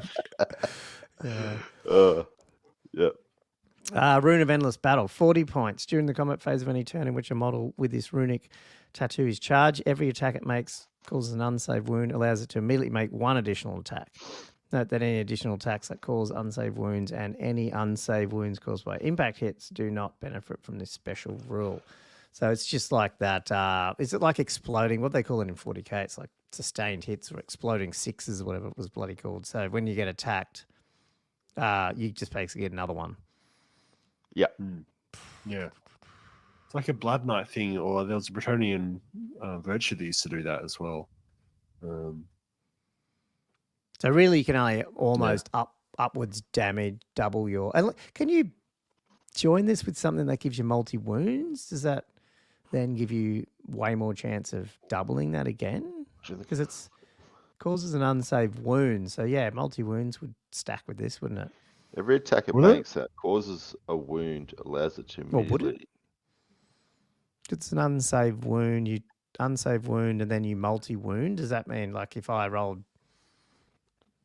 You know what I mean? Like if I had a multi-wound 3 thing, does that become 3 unsaved wounds? Because it's not wounds, it's attacks. Okay. So to me, it's like every attack that causes an unsaved wound. Yeah. Okay, yeah. So it's only one attack caused all those wounds, so therefore you get another one. Yeah. But I feel like there's easier ways to get more attacks. Can't you just get, like, how much is those Rune of Furies or whatever the hell they are? 25 points. Okay, yeah. And if you're going to have your Demon Slayer, I think he's got 5 attacks. Yeah. I mean, you could give your Demon Slayer, 8 attacks, and now he's generating another attack with his strength 5. Oh, yeah. So you're saying you join this strength with 7. some. Oh, okay. You're saying stack this with 3 Runes of Fury type thing. Oh, you could definitely. Yeah, Yeah. you could. 8 attacks. Yeah. Generating more attacks. Yeah. Give him the Rune of Dishonored, and if you don't kill him, like it's crazy. Yeah, you spend so much money on these things. The next one isn't bad either. Rune of the Reckless for 35 points. A model with this runic tattoo gains a frenzy special rule, and during the combat phase has a +1 modifier to their rolls to hit. However, enemy models that target this model during the combat phase also have a +1 modifier to their rolls to hit. Interesting drawback. But yeah. I mean, that could certainly compound with the last rune as well. Like those true. Yeah, to get more through. But what's the weapon skill of these guys? Isn't it really high anyway? Oh, yeah, 7, 8. Right. I just feel like you're already hitting on 3s or 2s, but you're letting someone else hit you back on 3s sometimes. You know, I don't know. I feel like it's a bit just for the extra attack. I don't know if it's. But you might want to die so they don't get. Yeah, that's true. That's true. That's a good point. Yeah. So Rune of the Hateful. A model with this rune gains the hatred or enemy special rule. Again, always pretty cool. You know, combo that one with the endless one as well, because then at least you're rerolling your hits. Yeah. I mean, that's that. You've got hatred all enemies. You're basically getting every hit through. Hey, if they're weapon skill 8 or 9, 7, 8 or 9. Yeah, something like that. Rune of Grit, 25 points. Model with this runic tattoo has a +1 modifier to its toughness. I mean, I like that, but not if you obviously got the Rune of Dishonored because you want to die. But what's their toughness? Is it 4 or 5 for these Demon Slayers? 5. Yeah. So a tough 6 demon. Like if you don't have that Dishonored one and you want to have some tanky, survivable guys that do some damage, that's pretty cool. Like getting them to tough 6. Could even take them to tough 7. Can you double them up? Oh. No, I don't think you can. No, you can't duplicate the same model. Oh, these cannot be duplicated on the same model. No, two. Oh, yeah. Oh, okay. Yeah. Rune of the Dauntless, 15 points. A model with his rune tattoo must always issue and accept challenges if possible. And during a challenge, it may re-roll any failed rolls to hit. Yep. Like character snipe. That's good for one that you want to throw in and actually do a character sniping. Otherwise, you probably just want to just destroy as many people as you can. Yeah. So it just depends on the build. Yeah, definitely. Rune of Wrath. The model with this runic tattoo has a +1 modifier to its attacks. Well, there's that one. Oh, though you can't double this guy. But yeah, you can add that one with the 3 Furies and you got 4 extra attacks straight up. That's pretty cool. That is pretty cool. Warrior rune 10 points. Model with this has a +1 modifier to weapon skill. So yeah, you can be getting these guys to weapon skill 9 probably, or at least 8. I've actually got the other book open, so I'm not sure what they were. Yeah, I was trying to get it out. I'll put it somewhere. I need my reference book. And yeah, finally, Rune of Blazing Fury for 5 points. A model with this runic tattoo has a flaming special rule. Yeah, boring. Not sure if that'll Actually, be. sorry, I do have it up here. useful. Demon Slayer's 7, Dragon Slayer's 6. So you might want to bump these ones up occasionally, depending on what you're trying to do with them. Like if you're trying to be a blender into units, you might want to add that one with some of these other ones, because then you're getting the Demon Slayer to like weapon skill 8. You're probably hitting things on 2s sometimes, depending on what it is. Have to do the like math, humans and stuff. Yeah. Which is pretty cool. But no, I like that they've done this. That like we talked about this, Andrew, saying, "Oh, I bet you they do stuff that's defensive," but they've gone the other way, which I like, where it's like you want them to die, which at least the option to want them to die. So that's pretty cool. I don't know if these are in particular orders, and I'm a bit conscious of time here as well. Where's Ungram and stuff? Where's the actual Doom Seekers? While we're talking about, where were they? Yeah, you're on him, Ungram. You got him. Where's the Doom Seekers though in this thing? Doom Seekers are in the normal. So go up. Did I miss it? There we go. Cool. Let's talk about him and Ungram, because I think we just talked about all those runic tattoos. So I just want to talk about them. So these guys are 50 points. Movement 3, obviously, because they're dwarves. Weapon skill 5, strength 5, tough 4, 2 wounds, but 2d3 attacks. Leadership 10. Whirling Blades of Death counts as a hand weapon. Like I said, they can do weapon runes up to 50 points as well as that. So they get 3 runic tattoos, any amount, plus 50 points of weapon runes. And they have, hang on, what's this? 1, 2, 3, 4, 5, 6, 7, 8, 9, 10, 11, 12, 13, 14 special rules. That 14. Having said that, now that we're like 5 months into Old World, it's so funny. I read through this and I understand it all. Remember I was like, they should have split the special rules. I still sort of agree what's with. all this? It's amazing how it just starts getting in. In 2 years' time, we're just going to be like smashing through again. Yeah, it's easy. What are you going on about? It takes 2 hours to play this game. Doom Seeker is at the end of the battle, a Doom Seeker that has been slain is worth no victory points. However, a Doom Seeker is still alive. You get 100 points. So these guys, you want to throw them in and kill them. Yeah, so you don't actually have to buy that rune for these guys. It's baked in, which is kind of ironic because isn't the rune 40 or 50 points? Yeah, 50 points. So to get that rune, you get a free Doom Seeker, which is kind of funny. First to the fray, this model increases its maximum possible charge range by 3, and when make a charge range, it's a plus D3 modifier. So a little bit like a Swift Stride, but that's awesome because you can get them into combat easier. That's a charge range of 12 for a dwarf. Yep. Which is above a human. It's above an elf, like in terms of infantry. It's pretty good. Whirlwind of Death. Impact hits caused by this model are resolved using the profile of the Whirling Blades of Death. When this model makes a roll to wound, roll a 4+ is always a success. So what's the Whirling Death profile? Or is that off the page? It just counts as a hand weapon. Yeah. It's a Grommel weapon. So it's AP1. AP1. Yeah. Strength 5, AP1, 2d3, attacks plus impact hits D3 plus 1 at strength 5 AP1. Shit. You get charged by this thing. It's just going to blend the front rank of stuff. Yeah. Yeah. Yeah, it's a crazy amount of attacks coming out. Wow. And they also did FAQ. We missed that. We didn't miss it, but just Deathblow definitely also has this 4. It does apply the Slayer's 4-up rule, which is cool. Yeah. And so the other thing, with these guys, they can be taken. Here it is.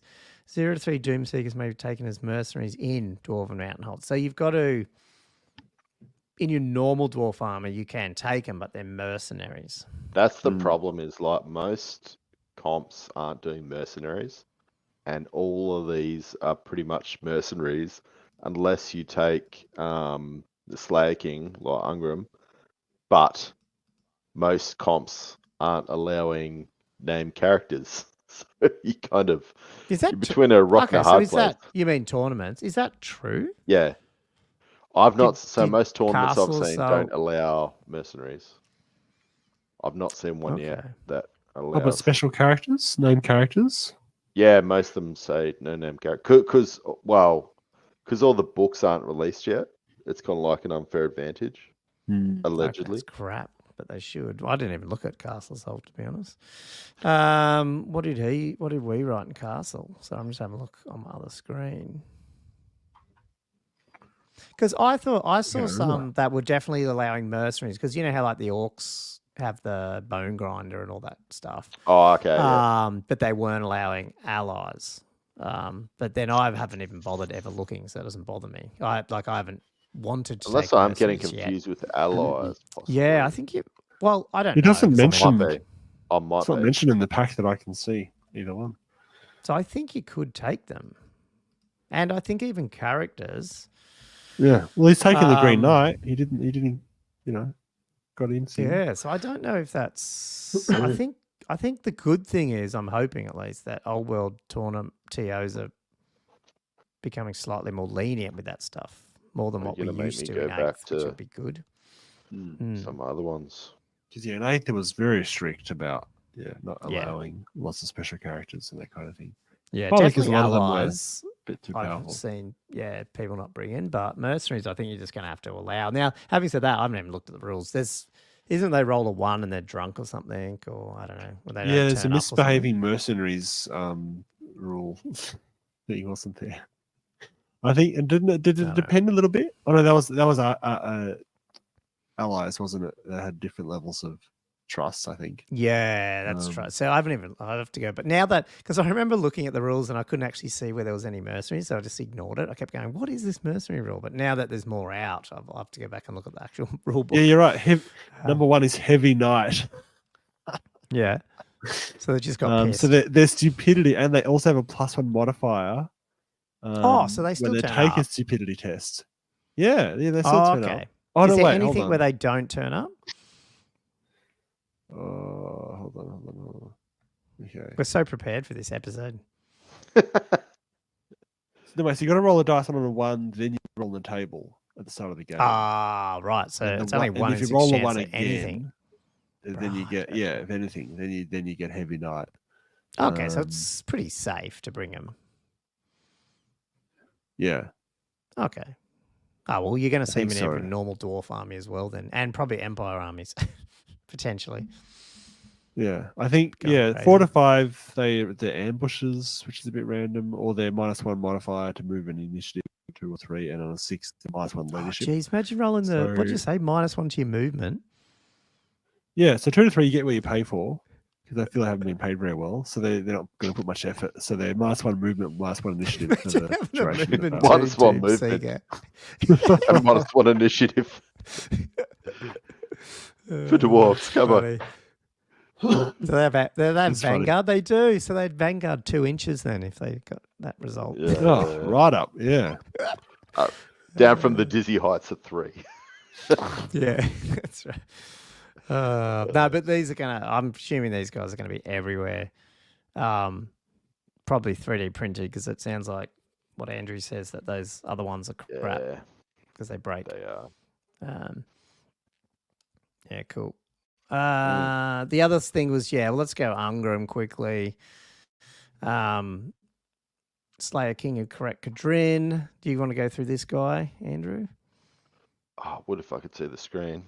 I can't actually read sorry. that. Do you want me to just do it? Is it easier? Yeah, no, it's a bit blurry. So this dude is weapon skill 9, BS 4, strength 4, tough 6, 3 wounds, 4 attacks, leadership 10, 315 points. He's got a crap ton of. I'm not even going to go through all these rules. King of the Slayer Hold, though. Basically, he can join a unit of hammerers or unit of slayers, even though he doesn't have loner.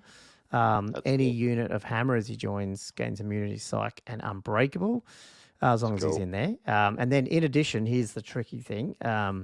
If he's taken as a general of the Royal Clan army, so he can be taken as general of a normal dwarf army as well, but if he is Royal Clan, now you get Demon Slayers, Dragon Slayers back in there.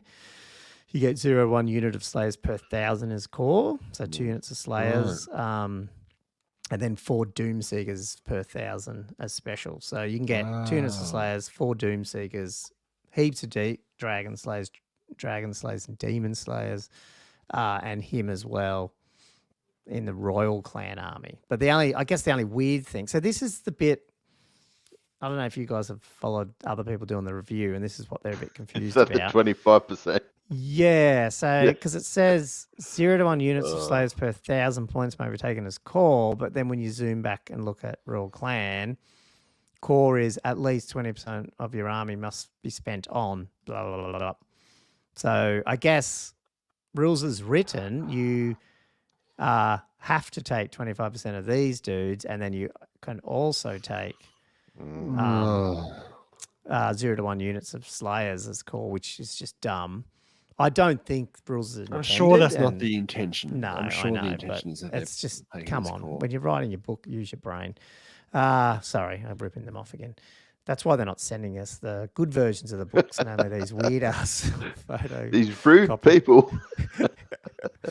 But anyway, cool. So you basically get 3 army lists in a way, because you can have a fairly heavy Slayer, especially if you read it the way we just said, like rules are intended. You can take a fair bit of Slayers and not have to take as much core of other stuff. I'm 50-50 on that, because one thing that they said is they didn't want a Slayer army although it was as one of the main armies. So that was back in the almanac. They did mention that. Not that they said it was going to be lazy, but they're just like, oh, we didn't want to have like a Slayer only army. Not to say that you can't take it with this rule, but people are like trying to read between the lines with that as well. So that's sort of part of the argument that you can't just add these guys as core within your 25-point allowance. Right. I know that was a bit of a mouthful, but yeah. Well, Basically in the almanac, they said something about, oh, we just didn't want a Slayer army as part of. But yeah, I'm a little bit not too sure there on that allowance, but basically there's oh man, you go on YouTube and it's just like there's just all these arguments. You go onto Facebook, there's just all these arguments as well. Why so much arguing? They're not a powerful unit, so it doesn't bother me. Like I can't see why it's an issue. Yeah. But yeah. Why is any little vagueness in how they write things is just enough for everyone to blow up? It's not an unfair advantage. Like somebody taking Slayers, I wouldn't think it would be. But they dial up flies to most things. So, I'm back. Yeah. My internet went down. Fucking hell, that was weird. You're Can back. you hear me? Nice. I don't know what happened there. Sorry, guys, I dropped out there. The guys were obviously talking about stuff there. So yeah, where did you get up to? Just the core choice. Just discussion? the King of the Slayers hold. Yeah. just So we're just about to look at the Slayer bit. Okay. Whatever it is. When this model makes a roll to wound, roll a 4+ is the same deal. It's just the Slayer rule.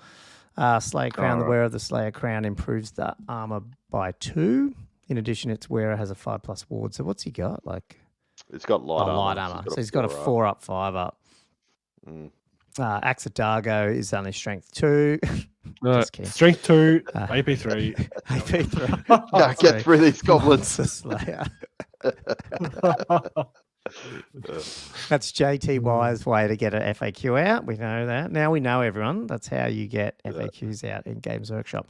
The thing with this guy that always, like whenever, I don't know, I'm probably spoilt now because I've got monsters galore in my armies, but whenever I see like something 300-something points with 3 wounds, I just go, nah. It's expensive. Like it's just... I mean, yes, if you want to take the Yeah, Slayer but he's hidden in stuff, a unit. but He's I not don't going to know. be Just out 3 by wounds. himself, wandering around. Even the Bretonian's He- got a better character that has more wounds than that. Yeah, he couldn't take on a dragon by himself, even with his monster slaying, unless he got really lucky. Mm.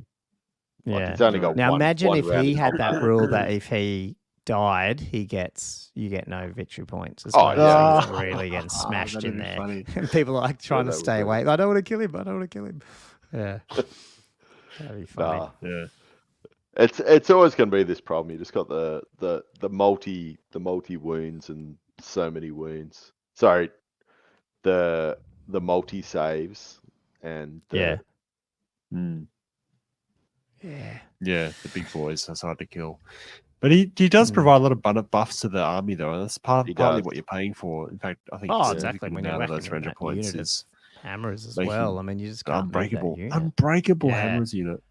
And Yeah. then opening up the But army you lists can't as well, charge so half give the you more time because of options. their other bloody rules they have. Yeah. And hammers can Like- take a challenge. Any hammer can take a Yes. challenge. Yeah, exactly. You You're just never sit actually going there. to be able to fight He him. doesn't even He need to can go in just combat. dish out stuff. No. Send off his He's hammers. never gonna. Yeah, he's never gonna get in combat. It's true. That's why he doesn't need his wounds. That's very true. He doesn't Yeah. unless you go in with like monsters or something where you can't challenge them. But then he's got Monster Slayer.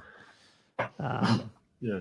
mm, But I must admit, it's pretty hard to cost the value of the King of Slayers Yeah. hold in general. Like all those Yeah. options you're adding into an army, that all have their own costings as well, and all those flow-on effects in terms of list construction.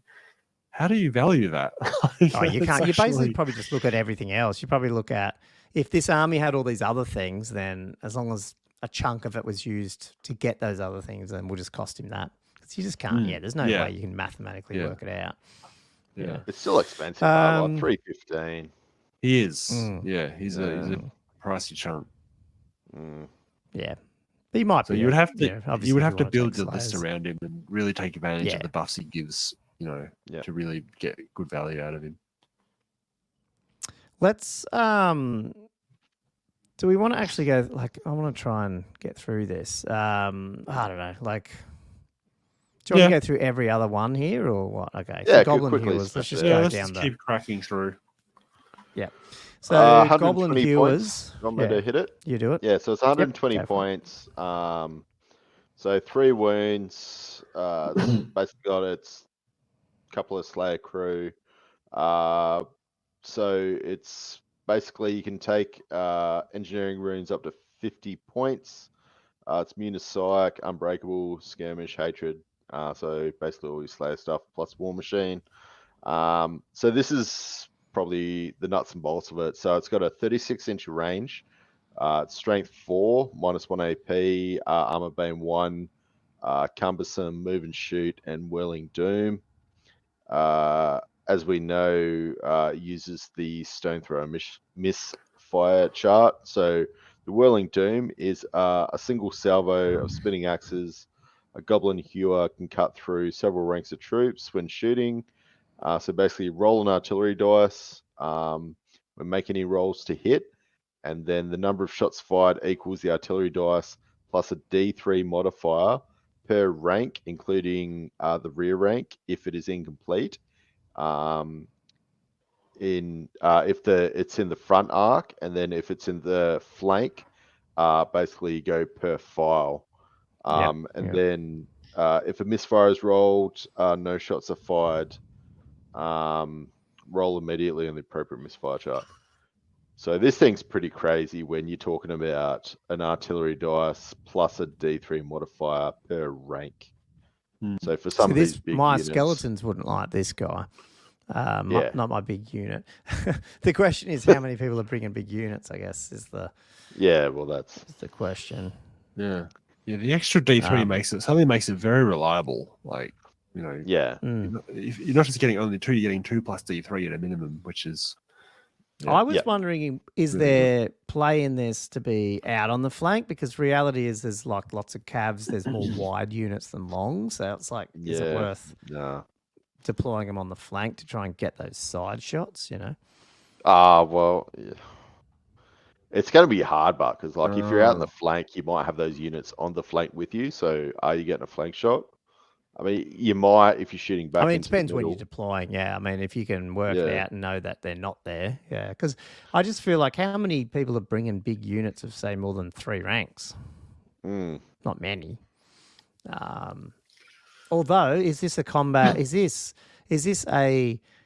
I mean, it's 120 points, so it's quite expensive. Is this a meta choice to fuck people's marching columns over? All these people doing like, Yeah. you know, 3 like a unit of 6 cav through 2x6 to drilled up the table like your dragon princes the other day. Just there you go, goblin hewer down your marching column. have that up your marching column. Yeah. I don't know. And there's no roll to hit either. It's like it's sort of like auto isn't hits, it? isn't it? So No. Is it? Yeah, you just throw an artillery dice and then add. Oh no, wait. Roll artillery dice before making any rolls to hit. Nah, it's is that the number of hits? Yeah. I don't think it's this. I don't know if it's a great that thing because of that, because it's still rolling the hit. Oh, because it's only BS3. Oh, that's much less scary. Yeah. It's 120 right. points. I think if it was okay, that makes. I think if it was like 50, 60, 70 points, would be a cool choice, but it's a bit too pricey. And the other typo they've got here is how many crew does it have? It doesn't actually. I think they've screwed it up. Comes with 2. I think it's 2 in a box. I thought. Yeah, because usually they write this as how many wounds. Right. They do, yes. They've screwed that one up, but that's okay. Or they got crew I think most times. people would know.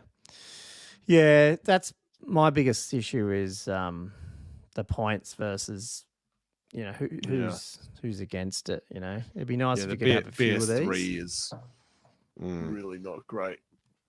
Yeah, actually, for 120 points. Well, that just completely changes the complexion of the. That does. Yeah.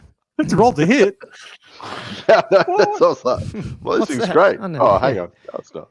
How dare you make me do that? We'll go to the Scout Gyrocopter. These are the little mini ones, which you can take in core in the Expeditionary Force. So it's basically all of 4s across the board rather than like 5s on toughness and stuff. 3 wounds instead of 4. Is that right? And 2 attacks rather than 3, is it? No, they always had 2. 3 wounds, but it's toughness. Yeah. Oh, toughness. A normal gyro has 3, but tough 5, is it? Yeah, tough 5 and the armor. Okay. Armor's down. Okay. Yeah, okay. Lightly armored just counts as heavy rather than 4 up all up. Yep. You can only take them in units of 1 to 2, and you can also stretch them out to 3 inches rather than. So you can have 2 of them 3 inches apart, basically, rather than just 1, for whatever that's worth. Don't want to charge in too much with the skirmish rules now. So they are flying around pretty quick. So I don't think they'll die from that skirmish change, hopefully. I don't know. They do have that fire and flee. You didn't have that in your normal ones, did you? No, you didn't. No. So that's probably pretty good. Hit and run is that the same or different? No. Shoot it, win around a combat unit with a special rule may choose to fall back in good order rather than making a follow-up or pursuit move. Okay, so you can hit and move back. Who can do that? I saw that. That's a rule for someone else. Who was that? Which we reviewed that in an army book. What was that? Maybe it was the old world. Oh, sorry. I thought you were just talking about that, not the fire and flee. I've come up with that. I've seen that rule before where you like. Is it in the Goblin one somewhere where? Oh, it is. It's one of the Wolf Rider one. The Wolf Riders where they can hit, but then rather than follow, they actually flee. Yeah. So like you hit and move back. So that's pretty cool. Impact hits D3, Magic Res -1, Skirmishes, Swift Stride, Vanguard, all pretty similar. Is that Clattergun the same? Yeah. Yeah. Okay. Yeah. So just, I mean, 60 points. What's the difference between that and a normal Joe? Exactly the same.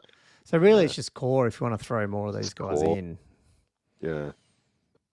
Okay. Right. So if you're leaning heavily into that gyro build, you might bring them then.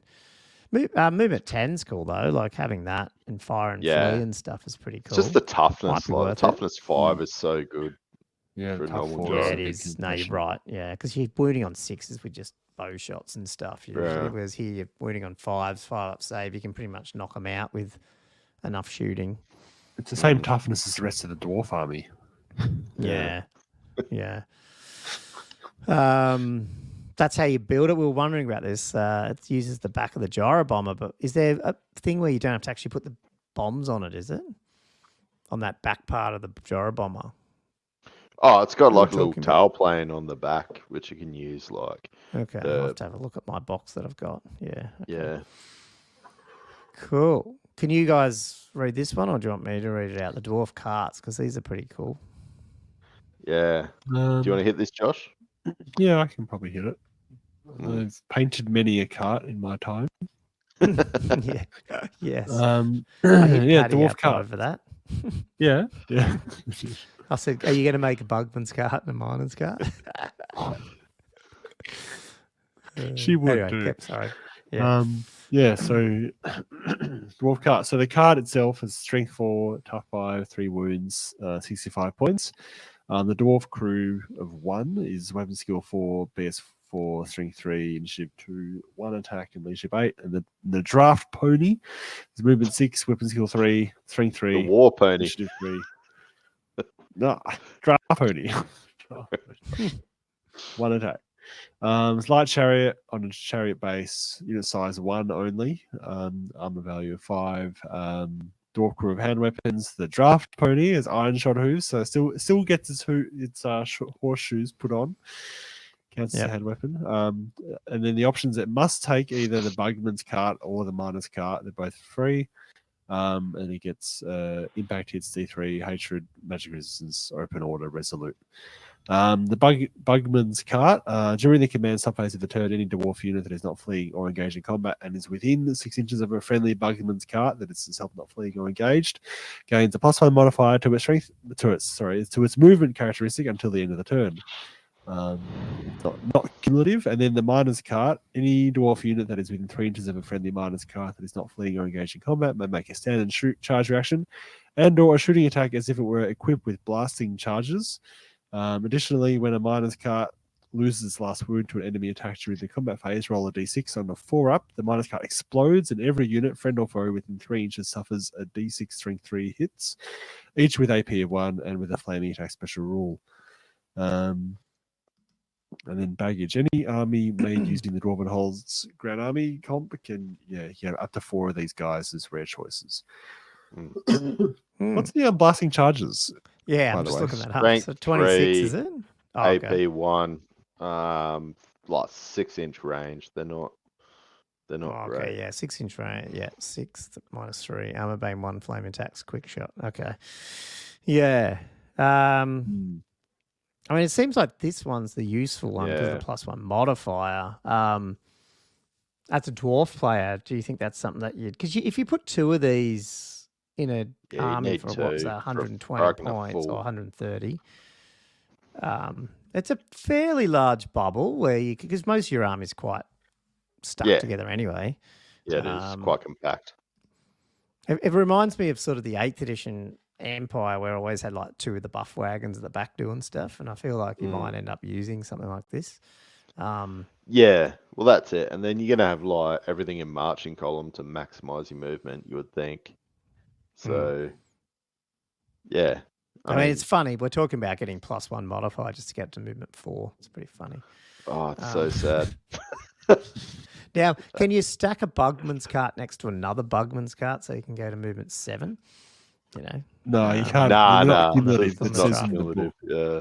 Oh, does it? Oh, okay. Oh, yeah, there it is. Not cumulative. Yeah. That would be good. Yeah, well, not cumulative, but can I get a buff on my bugman's cart from another bugman's cart? So now my bugman cart's movement 7. Because that's not cumulative at a cross. Oh, surely. Yeah, I think so. Right? Oh, okay. Yeah. Yeah, no, I think you'll see these guys. That's pretty cool. The other ones, these are a lot of mercenaries that like Empire and stuff can take them. Oh, sorry. Is the friendly bugman's cart within 6 inches of itself?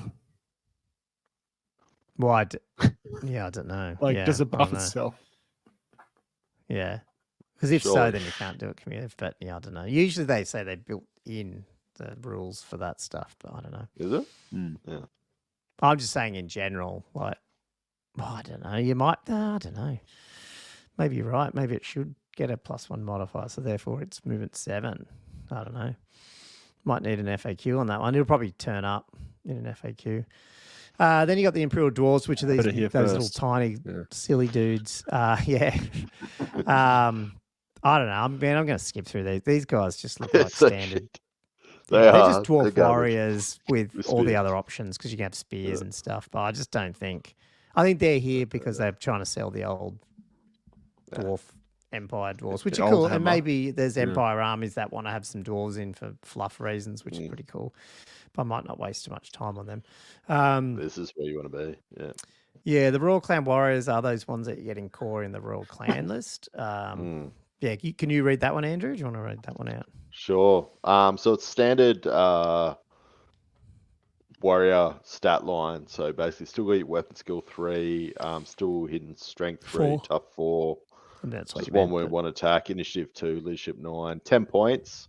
So they come hand weapon, shield, heavy armor. So this is where you're going to get. It's kind of mix and match. The problem is you start maximizing these guys. They start costing quite a bit of money. So Grommel axes +1 point per model. We'll hit that in a sec. You can take runic standard up to 75 points. Obviously, you got your full command. You can get the veteran can get. It's quite an allowance. So weapon runes up to 25 points.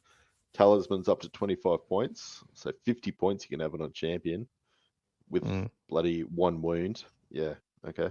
And then so you can have 0 to 1 units per 1,000 points. May have the drill special rule for +1 point, stubborn for +1 point, and veteran for +1 point. Special rules, close order, Grommel armor, which is pretty cool because you get to reroll 1s for your armor save. Grommel weapons, making them AP 1 standard. Magic resistance, resolute, and shield wall. So the Grommel axe is basically a great weapon with AP -3. So it still strikes last. So yeah. Which is good. Which is probably pretty fun. Is that the Grommel Great Axe? Are they the only ones that have that, or is some of the other units? Okay. Nah, they got the hammers have got like their own hammer special rule. Yeah, that's what I was getting confused with, but it's a bit different. Or is it similar to that one? Well, it's +2, but they've got like an extra attack if they get charged. And it's like higher initiative. Yeah, cool. But it's still it's pretty cool just because like normal warriors are a bit meh. But the problem is you start buffing these guys up. If you took every single buff, they get expensive, and then you might as well take something else like Longbeards or something. Yeah. Well, it kind of comes down to that. But they do have some pretty cool rules. They're up there with Longbeards, especially those great axes are pretty crazy. But yeah, and they get stubborn, which is really good. Yeah. Yeah, no, it'd be interesting to see how people end up using them and if they will in that army list or not. I don't know. Oh, yeah. I reckon you'll see them. Yep. Yeah. I want to see how to model them with the Highlands ones because I don't know how interchangeable some of that is. I'll have to have a bit of a dig around. We went through Doom Seekers, which is cool. The Dwarf Engineer Sappers. So these are the new ones you can have in the Expeditionary Force as well. Web skill 4, BS5, like a normal engineer, strength 4, tough 4, 2 wounds, 2 attacks, 70 points. You can take pistol, bracer pistols. So this annoying thing here is, even though they're engineers, because they don't have they've got a handgun, so they can craft those ones, I guess, on the runic ones. I was going to say you can't do them on the pistols, but that would have been funny. They've got great weapon or handgun for 4 or 8 points, plus you can take pistol or bracer pistols, and then up to 50 points of weapon, armor, and talismanic. Oh, they can't even have the engine. They're not called engineerings. What are they called? No, engineer runes. They are called engineer. I think they're weapon runes, aren't they? Still. Oh, they are still weapon ones, are they? They're just I think they call them weapons. Weapon runes. Yeah. Oh, engineers weapon runes. Okay, rightio. I misread that. Okay. So does that mean is he an engineer so he can take them? Yeah, he can on his handgun because he's technically an engineer. Is that right? Because it's dwarf engineer sappers. Yeah, that's wow. Yeah, okay. Yep. Sure. So dig in during any command subphase. If not engaged in combat, I can't even read this. There's something with a big light thing past my page. May attempt to lead the unit in the digging of some field works. Oh, this is the model that was in the Skull Pass thing. So basically entrenching a unit behind a low linear obstacle. Yeah. Low linear obstacle. Yeah. So you just take a leadership test. If this test passes, this character and any of becomes entrenched. An entrenched unit is considered to be behind partial cover and be defending a low linear obstacle. Should the unit move for any reason, it's no longer entrenched. And It's then not that terrain. great. I'll just come out and just say, like, fair enough. just behind that. Because all it does, like, the partial cover's all right, but all it does is make you disrupted, which means the charging unit can't use the initiative bonus, but your friggin' initiative nothing anyway. Usually, being dwarf, depending on who you put this in, you're nothing anyway. Yeah, well, you're hitting so great weapons. It's not really worth all that much. Yeah, it's a bit disappointing. I also don't get why you need to pass the leadership check to dig a trench. Shouldn't it be like a strength test or something? Oh. I feel like you've brought the stuff along thematically the model because you've dug a hole. Like dig a hole. Like how hard is it to dig a hole? Which you've probably already done before the battle anyway. So I don't even know why it has to be a test. Like you should just be able to deploy it. Yeah. Hostile terrain. Any enemy model that ends its movement within the command range of one more of these models. It's command range 9. That's pretty good. Must make a dangerous terrain test. Yeah, that's good. This is interesting, because what is he? 70 points. So they got a bubble of 18-inch bubble. Any enemy model that ends its movement within the command range of one or more characters. Pretty interesting, because if you had a lot of these hanging around and you're pushing and giving ground people, and like every time an enemy model moves, they're rolling dice and getting a wound on a 1. So it's almost like you treat these as little buff guys that just hang out behind other units and just get in combat. That's and just cool. hopefully, especially against high armor, like, cav and stuff like that. Yeah. Or chariots and those ones that take even more. Like, that's interesting. Cool. So you might see that because of that. Yeah. Cool. We've got Burlock Damonson as another special character. Yeah. Want to take him? So I guess I can take him. Can you read it, Josh, or do you need? That better? No, I can read it. Yeah, movement 3, initiative. Weapon skill 5, plus skill 5, strength 4, tough 4, 2 wounds, initiative 2, 3 attacks, leadership 10, 85 points.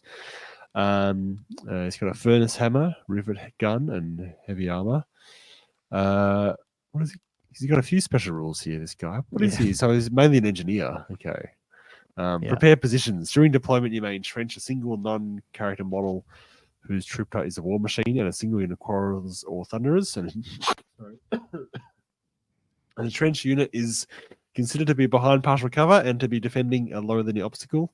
Should an entrenched unit move for any reason, it is no longer entrenched. So how come he gets to do it without a leadership test and the other guy doesn't? It's just good at digging holes. That's a good, very good question. But so he can he can entrench a non-single character model. That's a war machine. So not the ample, basically. So he can basically do what he can do both, though. Is that right? Like entrench a war machine and a unit of thunderers. Yeah. Yeah. A single non-character model is war machine and is Yeah. Okay. So 2 of them. Yeah. Okay. Yeah. And then range fighting optics. Unless Burlock is fleeing or engaging combat once per turn during the shooting phase, a friendly unit of Quarrelers, Thunderers, or a Dwarf War Machine is within his command range. Can either reroll any rolls to hit of natural 1 or reroll a single artillery dice. In addition, Burlock and any unit he joins do not suffer the usual -1 to hit modifier when shooting at long range. Ignore long range, that's not bad. Yeah, it's good. Yeah, no. And rerolling artillery dice. Yeah. Not bad at all. Standback Chief, a character with a special rule, cannot be targeted by enemy shooting or by enemy spells while it's within 3 inches of a friendly unit whose troop type is War Machine. And then, Furnace Hammer. What's his strength? So strength asterisk strength AP 2. 4? Yeah. Yeah, so that's as user, is it? Yeah, sorry. Yeah. Before Is Burlick it? I makes think- any Oh, hang on. No, it's a different. Sorry, no, it's an artillery yeah, makes dice. any attacks with his Yeah. weapon, roll a 2 dice to determine its strength characteristic. Okay. Makes sense. If a misfire is rolled, Burlick with a single wound makes no attacks this turn. Funny. Rivet gun, range 10 inches, strength 3, AP 2, arm main 1. If a roll to hit is successful, this weapon causes D3 hits to the target enemy unit rather than the usual 1 hit. What's the chances you're going to remember Armor Bane is on that shot, by the way? Yeah, I know. Yeah. Yeah, I mean, the best thing's probably, is it the best thing this? He gets to do the -1, no -1 hit for shooting at long range. Yeah. How many points is he? I think he was he 70? 85. 85. Oh, 84. Oh, yeah. It's not terrible, but it's not. Yeah. Yeah. Is he better than just having an extra war machine? That's the question. That's the bottom line, isn't it? During the shooting phase, Yeah, a friendly yeah, unit. true It's that. just a friendly unit. Or is it, when it says a friendly unit, it doesn't say a single friendly unit. Is that right? So leadership 10, is that right? Unless fleeing once per turn during the shooting phase, a friendly unit of Quarrel's Thunderers within his command range can either re-roll. Or, but it does say or, like why would they say single here and this is not single? I'm pretty sure this means he's got a 20-inch bubble, like 10-inch bubble on it, like a friendly unit. A friendly unit, and then Quarrel's Thunderers or a dwarf war machine. So just one. I think that's one. Other would be any. Yeah, it'd be all or any. Yeah. Nah, true. Damn it. I was thinking that would make him really good. Oh yeah. Yes, if the entire army is ignoring long range modifiers. Well, he's got to be in the unit for that, but otherwise it's re-rolling natural 1 or re-roll single. Oh, sorry. Yeah, okay. That's to be in the unit. Yeah, makes sense. Yeah. But this is useful for no long range. I think that's pretty good as well. But I don't know, 85 points. I might be missing something on him. We did Ungram. Yes, we did. Let's do the young Thorgrim. The last one. Ooh. Am I going to hit him? Yeah. 250 points. So weapon skill 6. Big one. It's not as good as what he was. He's still got to learn a bit. Hang on, he's not as good as what he will be. Got to get the temporal thing right here. There we go. Yeah. So strength 4, tough 5, 3 wounds, 3 attacks. Initiative 3. So it's got hand weapon, grudge settler, the grudge stone, and armor of Skaldor and shield. Special rules: Gromalama, so re-rolling 1s, grudge law, hatred, orcs and goblins. Obviously Madres 1, rallying cry, resolute, stubborn. So grudge law. Once Thorgrim has set the grudge stone, both he and any unit he has joined replaces hatred, orcs and goblins special rule with hatred all enemies special rule, which is pretty cool. So the grudge stone is during any start of turn subphase. Thorgrim may set the grudge stone. Once set, Thorgrim and any unit he's joined gains the unbreakable special rule, which is really good, and automatically passes any panic tests they're required to make.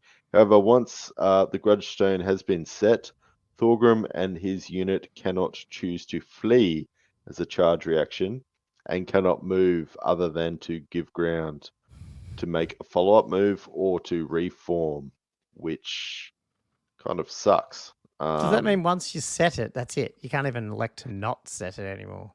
Yeah. Yeah. So what happens there? What happens when the combat's done? You're stuck there. You can reform, which means you can turn around, but that's it. Thorgrim's unit cannot choose to flee as a charge reaction and cannot move other than to give ground. make a follow-up move or to reform. That's Surely, make dwarves even slower. That's a stupid rule.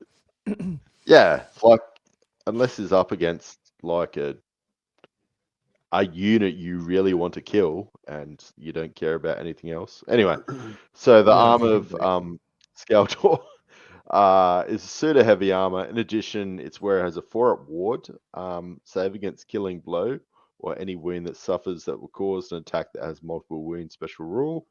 Kind of cool, but yeah, it's a little bit limited. Grudge Settler. So it is +2 strength, AP -1, armor bane 1 magical attacks. The Grudge Settler is inscribed with a master rune of smiting. I think What's that's that one? D6 wounds. I think. Oh, okay. Right, yeah. Rune of parrying, which is -1 to hit. Yeah. So I might have to check. So he's got -1 to hit him. Weapon skill 6 though, so no, I mean it's not crazy big, but yeah. Just the master rune of spiting, yeah. I mean, the problem with all these guys, like I said at the beginning, 250 points. I mean, that's more than a Gorgon, and he's got like toughness 5 with what 5 up, 4 up save, and that's it. Unless you're hitting him with killing blow and stuff, or multiple wounds, otherwise because he doesn't get his ward. Otherwise, he's only got heavy armor and a shield. Yeah. Like if you're just shooting at this guy. He's tough 5, but 3 wounds with a 4-up save. Like, yeah, well, it's going to be a unit, but still, like, yeah, true. Yeah, you're right. Yeah, he's in a unit, and I guess you'd put him in something like that. Yeah, I don't know, but it doesn't seem like he's going to dish out a heap of damage either. He's just a tank. Yeah, smiting is D6. Okay, but he could do it's some damage, 75 points. 75 points. Mastering is smiting. Okay. So. He's got 3 attacks because he's only technically a Thane at this point or whatever. Yeah, he's a 3 Thane. attacks. He's just a souped up Thane. Yeah. It's only AP 1 too, isn't it? Yeah. Yeah. Strength 4. It does have hatred 6. though, so 3 rolling. Yeah. True that. Yeah, who knows? People might bring him. Anyway, that's all the rules then? Yep. Wow, bit of a mix there, but I mean, what do you guys think about overall? I mean, it's obviously giving the dwarves, I wouldn't say new ways to play, but more niched ways to play. And obviously you got these cool Slayer things that come in. Yeah. Yeah, there's definitely new options there. I think it's interesting and I think pretty well thought out. I think a lot of those new things they put in.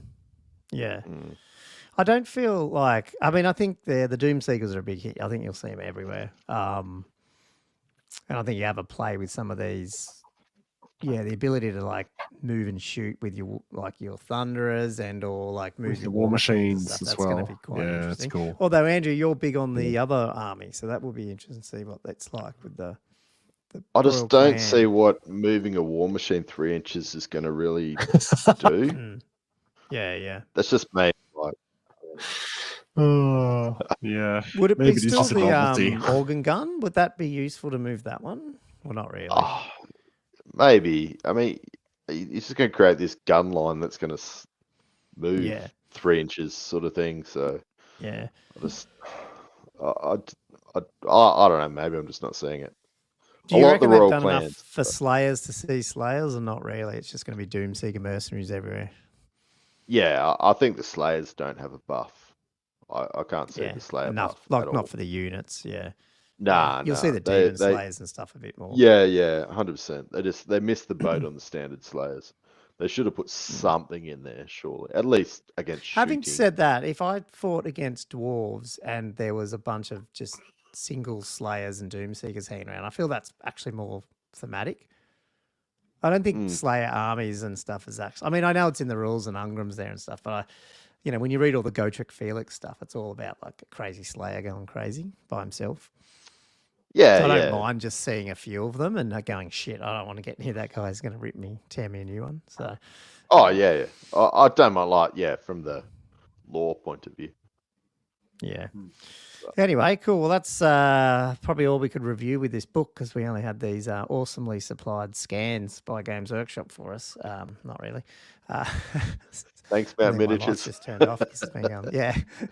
So, well, when we get the books, we can look at the lore side. But yeah, look, I think they're still hitting it out of the park with these Arcane Journals with extra They're good. things to look for at, and it keeps a bit variant. So I don't know if it's, I don't know. I feel like the Orc one was probably more interesting with all their magic items were hits basically and stuff. So it's kind of interesting how that one came out. But it's yet to see with this one. I'll have to see how it goes. Yeah, so that's our review for the Arcane Journal. Hopefully, a bit long, man. Hopefully, this podcast's been Pretty going long. for a while. Hopefully, listeners. This is a mammoth one. Just had so much stuff happen this week. It was. It just came out such a like cover. so much like nothing else. Yeah. So we're going to talk about next week. I have no idea, man. No idea. Maybe we'll get someone on. Let's get someone on so people don't have to listen to us all the time. Yeah, they're probably we'll getting sick of our voices by now. We'll probably have Castle List soon by then. And I think it will be. Jim said he wants to come on to chat Castle List too. So let's try to organise that at some point. But yeah, look, this has been a mammoth episode. So maybe I'll give it a wrap up. What do you think? Do you guys got anything else to cover or you're all good? No. I'm pretty good. It's a big long one. Good for a week. Cool. Well, thanks for listening to another epic Old World Fanatics episode. If you enjoy our weekly ramblings, like we just said, leave at the beginning of the show, leave a 5-star review on your podcast software of choice, or hit that YouTube bell and like and subscribe buttons. And once again, go check out patreon.com/oldworldfanatics at our, hopefully by soon, our new tiers that you can jump on and support the show. You can also find us on all the socials and email on oldworldfanatics at gmail.com, plus just oldworldfanatics for all the socials. But until next time, Josh, Andrew, and all the listeners, thanks for listening to, I guess, another episode of Old World Fanatics. We'll catch you next week.